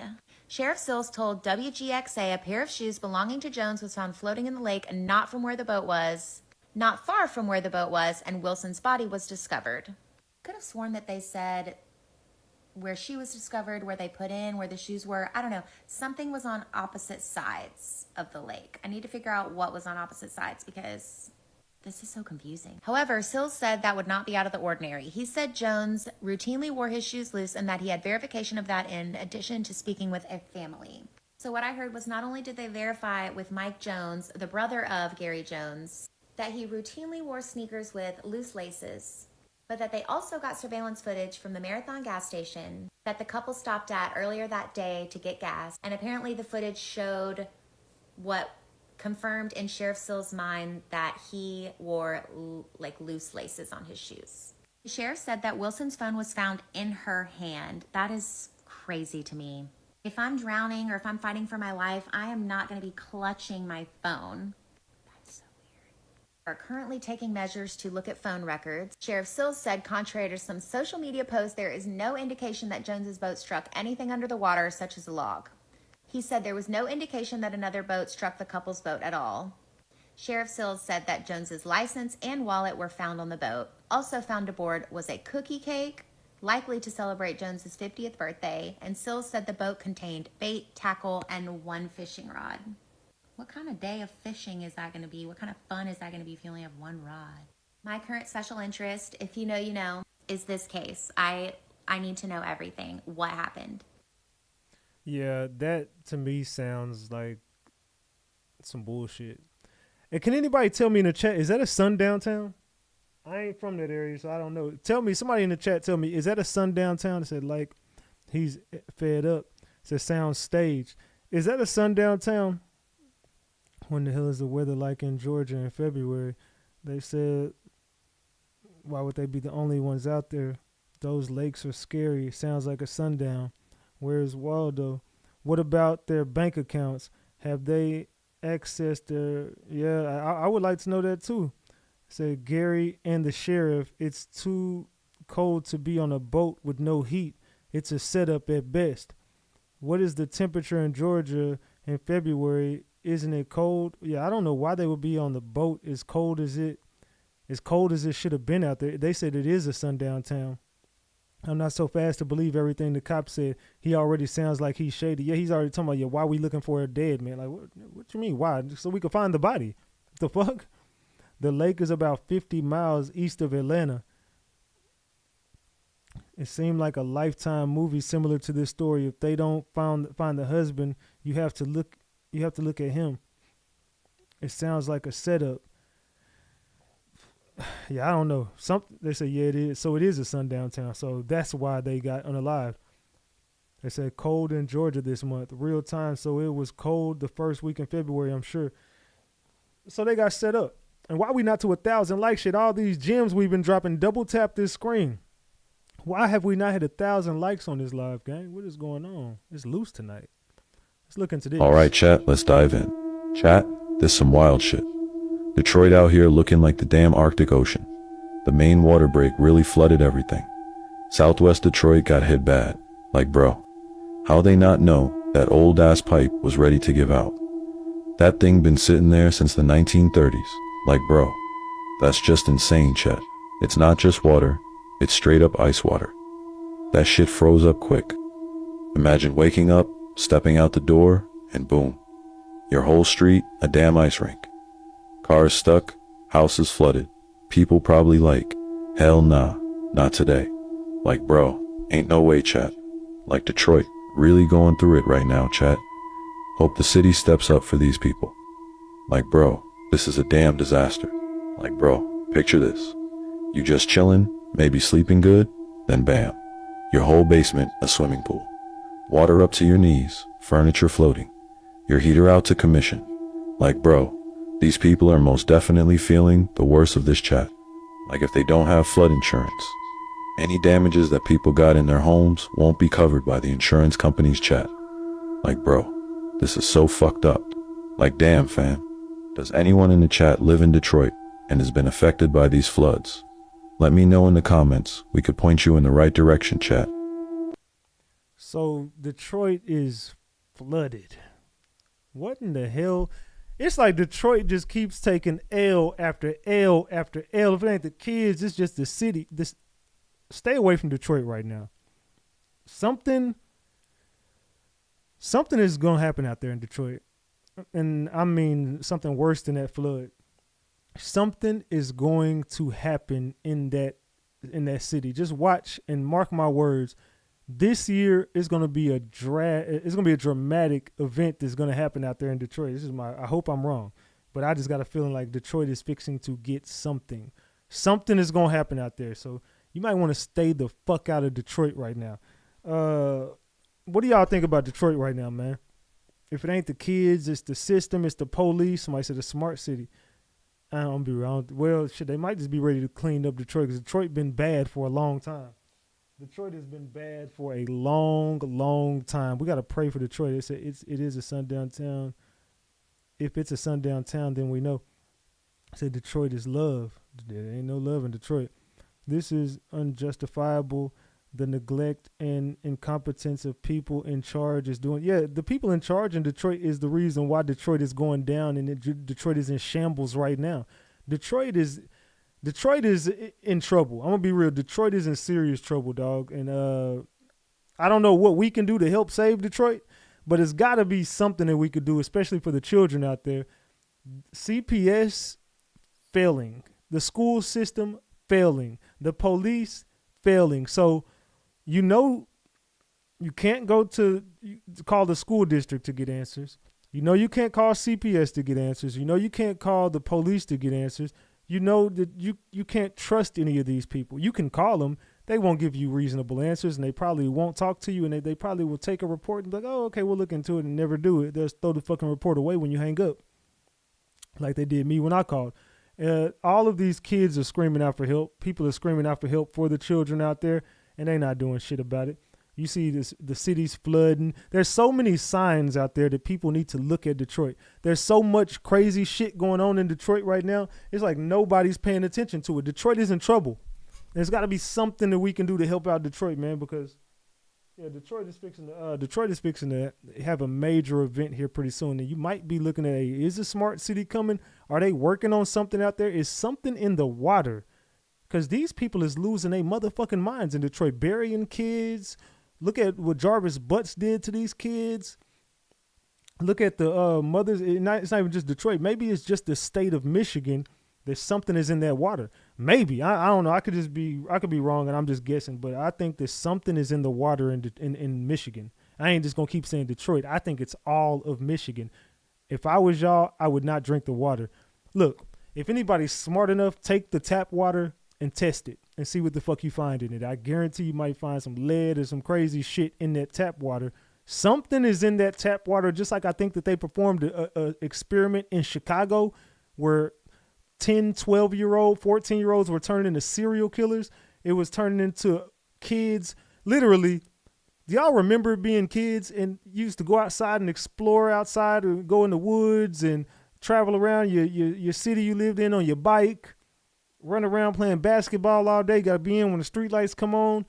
I didn't think about carrying no damn gun when I was a kid. I didn't have no weapons. I didn't carry nothing on me. I used to go outside with my bike. You remember you used to have there was a little thing with you pop the little top and drink your water and shit.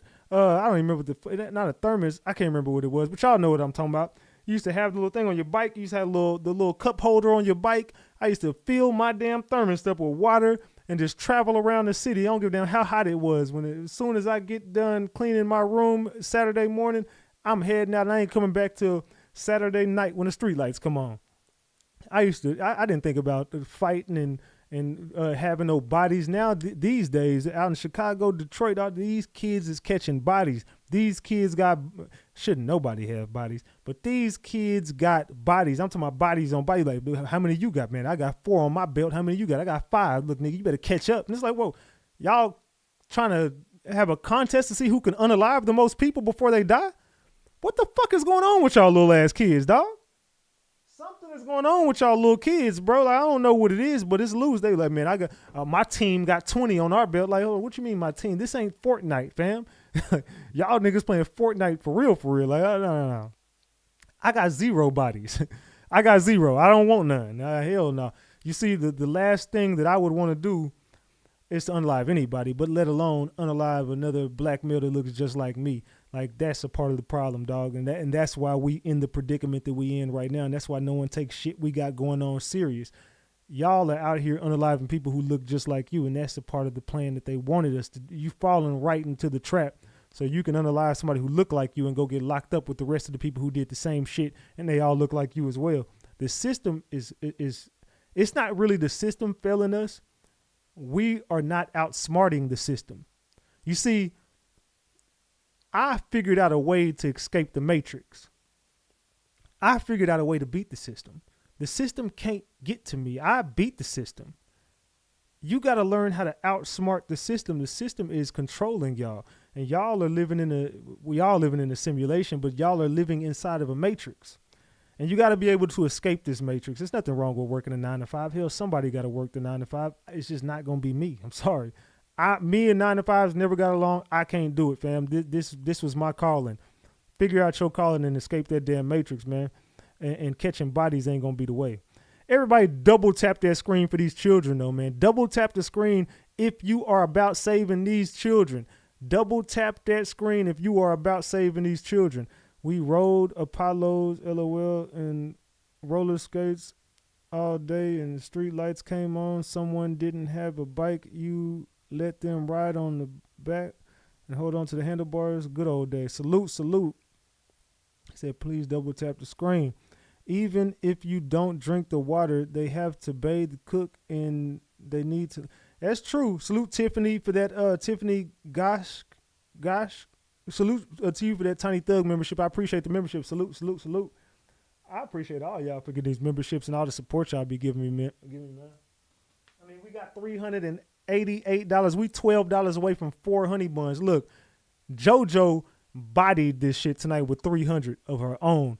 I know the rest of y'all can accumulate $12. Everybody can send $1 donation till we get to 400. I know y'all can do that. I know y'all can support and drop $12 if JoJo dropped 300 by her damn self. I know y'all can. I know all these. We got 1,100 people still in this chat. Damn near 1,200. I know y'all can accumulate $12. I know y'all can. But salute to y'all. I appreciate all the love and support. If you can't do that, then just double tap the screen to get us to 1,000 likes. We almost right there to 1,000 likes. We need 50 likes. We 50 likes away. Who is this? Who is this? What are you doing? Who is this? Oh. Who is this? This Jules. Salute to Jules, y'all. Salute to little Jules. Look how big my damn puppies in got, y'all. She finna get mad. Yeah, I knew it. She finna get mad. She don't like. Okay, I'm sorry, Jules. I'm sorry. Okay, I'll put you down. Okay, I'll put you down. My bad. She got an attitude problem. That's Jules. She always mad. Salute to Jules, y'all. Salute my little fat baby. And my little fat baby. Salute to Jules, y'all. I don't need to let y'all see my puppies. She mad. She always pissed off. Looking like her damn daddy. Who else we got up? Come here. No, that was Princess. Her and Jules started looking like. Come here. There go Jules right here. My bad. That was Princess. My bad. That was Princess, mean ass. And you can always tell it's Princess because she always got her arms stretched out like a damn bat. This is Jules right here. My bad. Okay, Jules, look into the camera. Okay, she getting pissed off too. Jules, calm down.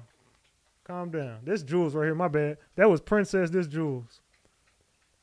Okay, my bad. Okay.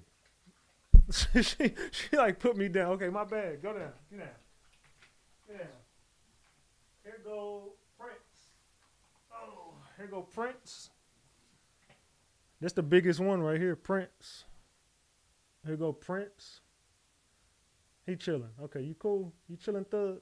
That's Prince. What's up, boy? Oh, you trying to be a star? You want to be a star? You ready for the cameras? You ready for the cameras, big dog? Salute to my boy Prince. What's up, boy? What's up, big boy?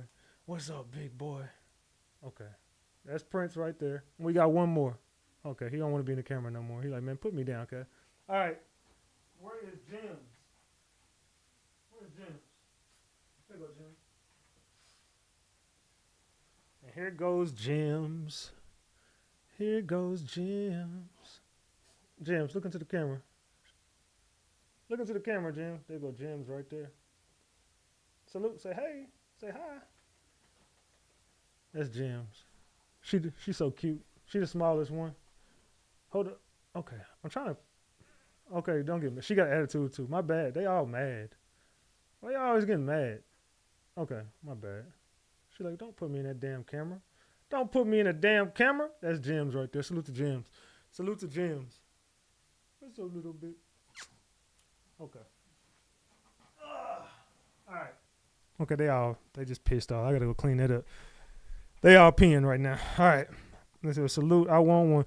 Yeah, man, my little puppies right there, man. Salute to the puppies. Salute. I want one. She said she ain't in the mood now. They be pissed off. Jims looks like the dad. Yes, she do. Jims do look like her damn daddy. This the daddy right here. Oh, big boy. Oh, you heavy, bro. You heavy. You are heavy. Get down. Oh. Get down. Where Jim's at? Hold on. Yeah, Jim do look like her dad. She do look like that's Jim. She look just like her damn dad. That's Vasila's twin right there. Okay, my bad. Go ahead. My bad. All right. Anyway, y'all. Salute. Salute. No, I'm talking about. Salute. Who just dropped the super chat? Jay Stay Fresh. Thank you for the 10-piece. I appreciate you. Salute. They say Prince is a G. Yeah, Prince be chilling. Prince my boy, man. We be kicking it. What Prince is? Come here, boy. This is my boy right here. We be kicking it. He the most chill one out of all of them. This one right here, he just be chilling. You can get mad. You can't get mad at me because I want to pick you up. You didn't want to be picked up. He just be chilling. Prince. He my boy. This is my boy right here. We be kicking it, me and Prince. He like to fight though. He be biting the hell out of me. Prince. Tell him say hi. Say hi to the camera, Prince. Yeah, he the most chill one out of all of them. What's up, boy? What's up, boy? He the most chill one out of all of them. He lazy. All he do is sleep and eat all day. He look like his mama though, but he built just like his daddy. Okay, bless you. Bless you, big boy. And look how fat he done got. That's how fat he done got. You just be chilling, right? So I just be chilling. So I just be chilling, kicking it. So I just be, okay, I'm finna put you down. Okay, I'm finna put you down. Oh. All right. Yeah, he be chilling. That's my boy. He just be kicking it. And say, what kind of dogs are they? Frenchies. You don't see the mama? Come here, Diamond. Move. I see this? It's the mama right here. Oh. That's the mama right there. Say hi. She got the biggest attitude out of everybody. You wonder where they get their attitudes from? Her. She is a witch. She always mad. Okay, I'll put you down. Stop, Vasily. Let's leave her alone. They get their attitude from their mama. They said salute to Diamond. Yeah, Diamond always got an attitude. Diamond is never in the mood. She just always mad.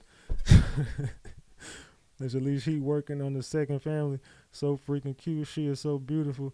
Because, put me down. Yeah, they Frenchies, man. I got Frenchies. I got 6 of them.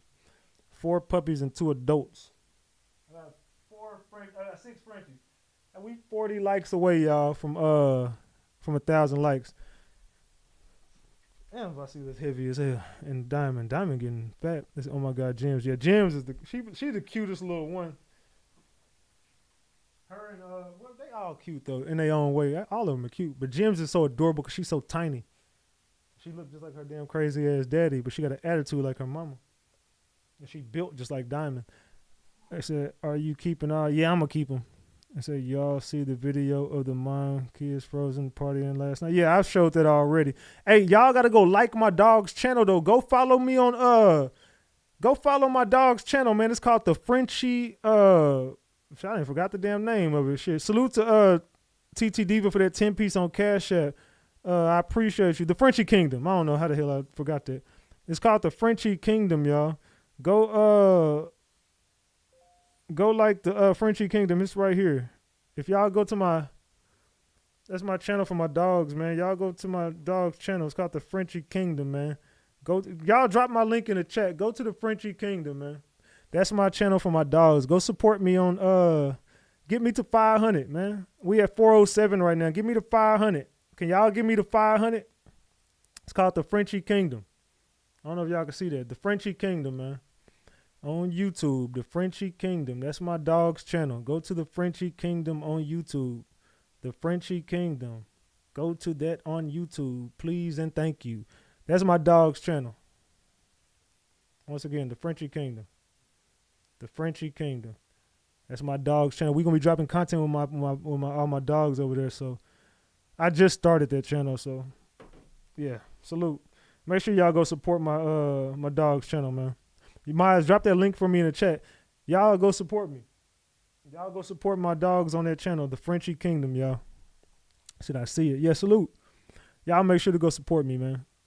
So how many you have in total? 6. I got 2 adults and 4 babies.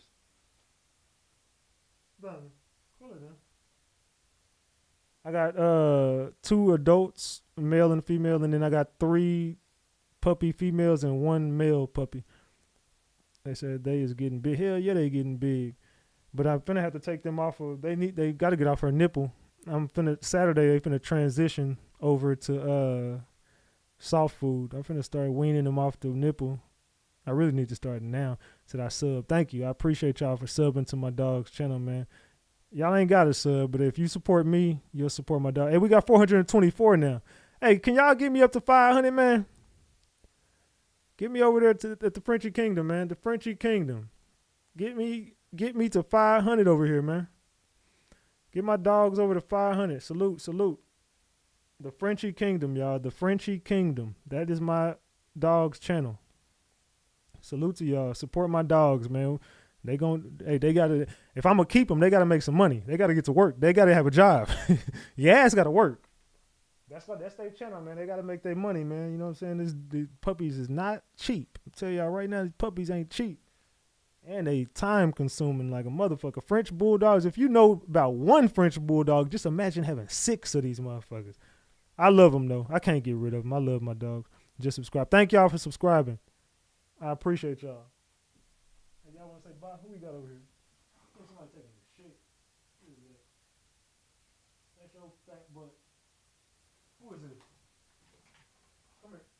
Oh. Who is it? This princess. She mean. This princess right here, she mean. She always crying. Oh. Princess. Hey. Okay. She don't like being picked up. She is mean all the time. Okay, my bad. I'm sorry. Okay, I'm sorry. I'm sorry. I'll put you down. I'm sorry. Jims, you mad too? That's Jims. She look like her daddy, don't she? She look just like Vasilis. You chilling, Jims? Me and Jims be kicking it too. Okay, I'm sorry. I'm sorry. I'm sorry. I'm sorry. You don't see your daddy? Look at your daddy. Yeah, she be kicking it with me too. We just be over here chilling, man. I mean, stop, Vasilis. We just be over here kicking it. But she don't like the camera. She's like, I don't want to be in that camera, man. Don't put me up to that camera. You a big girl. You a big girl. You gonna chill? You chilling? You chilling? You be a big girl?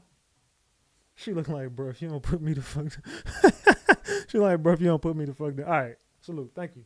I appreciate you. Thank you for being a good sport. Thank you. Thank you for being a good sport. Salute. Move, Diamond. Go. Get from under my desk. They say, Ratchet, you outnumbered now. You're living in their house. Yeah, this day world, I'm just living in it. This day world, I'm just living in it. Gems be chilling, man. Gems and Prince be chilling. Princess and Jules, they got attitude problems. They got real attitude problems. Salute to Emily Beth Stewart says, may God forever bless you, Black Butterfly. Salute to you. May God forever bless you. Salute to you. I appreciate that 2-piece. Salute, salute. We got up to 402. We got up to 402. I appreciate all the love and support, man. Y'all are my favorite people in the whole world. I love y'all, Ratchet Gang. I'm going to continue to give y'all this dope content. I'm going to continue to go live and give y'all everything I can. We're going to continue to cover these cases. We got a lot more to discuss. But yeah, I'm finna get ready to get the hell up off here, man. I appreciate y'all for kicking it with me for 3 hours tonight. I told y'all we'd be here for about 3 hours. But yeah, I'm finna get ready to get up off here. Make sure y'all go ahead and subscribe to my dog's channel, The Frenchie Kingdom. I don't know if we got to the 500, but if we didn't, I know we got close. We got up to 435. It's all good, man. We'll get up there maybe tomorrow or something. Maybe after this live. Hold on. What are y'all doing over there? Diamond, go lay down. Diamond been tripping all day. They've been having bad days today. All right, y'all. I'm going to get the hell up off here. I got to go eat. I'm hungry. I love y'all more than y'all will ever know. This your boy Big Ratchet. That's Ratchet Gang. And this is Ratchet TV. I will catch y'all on the next live. I'm out, gang. Tone bite.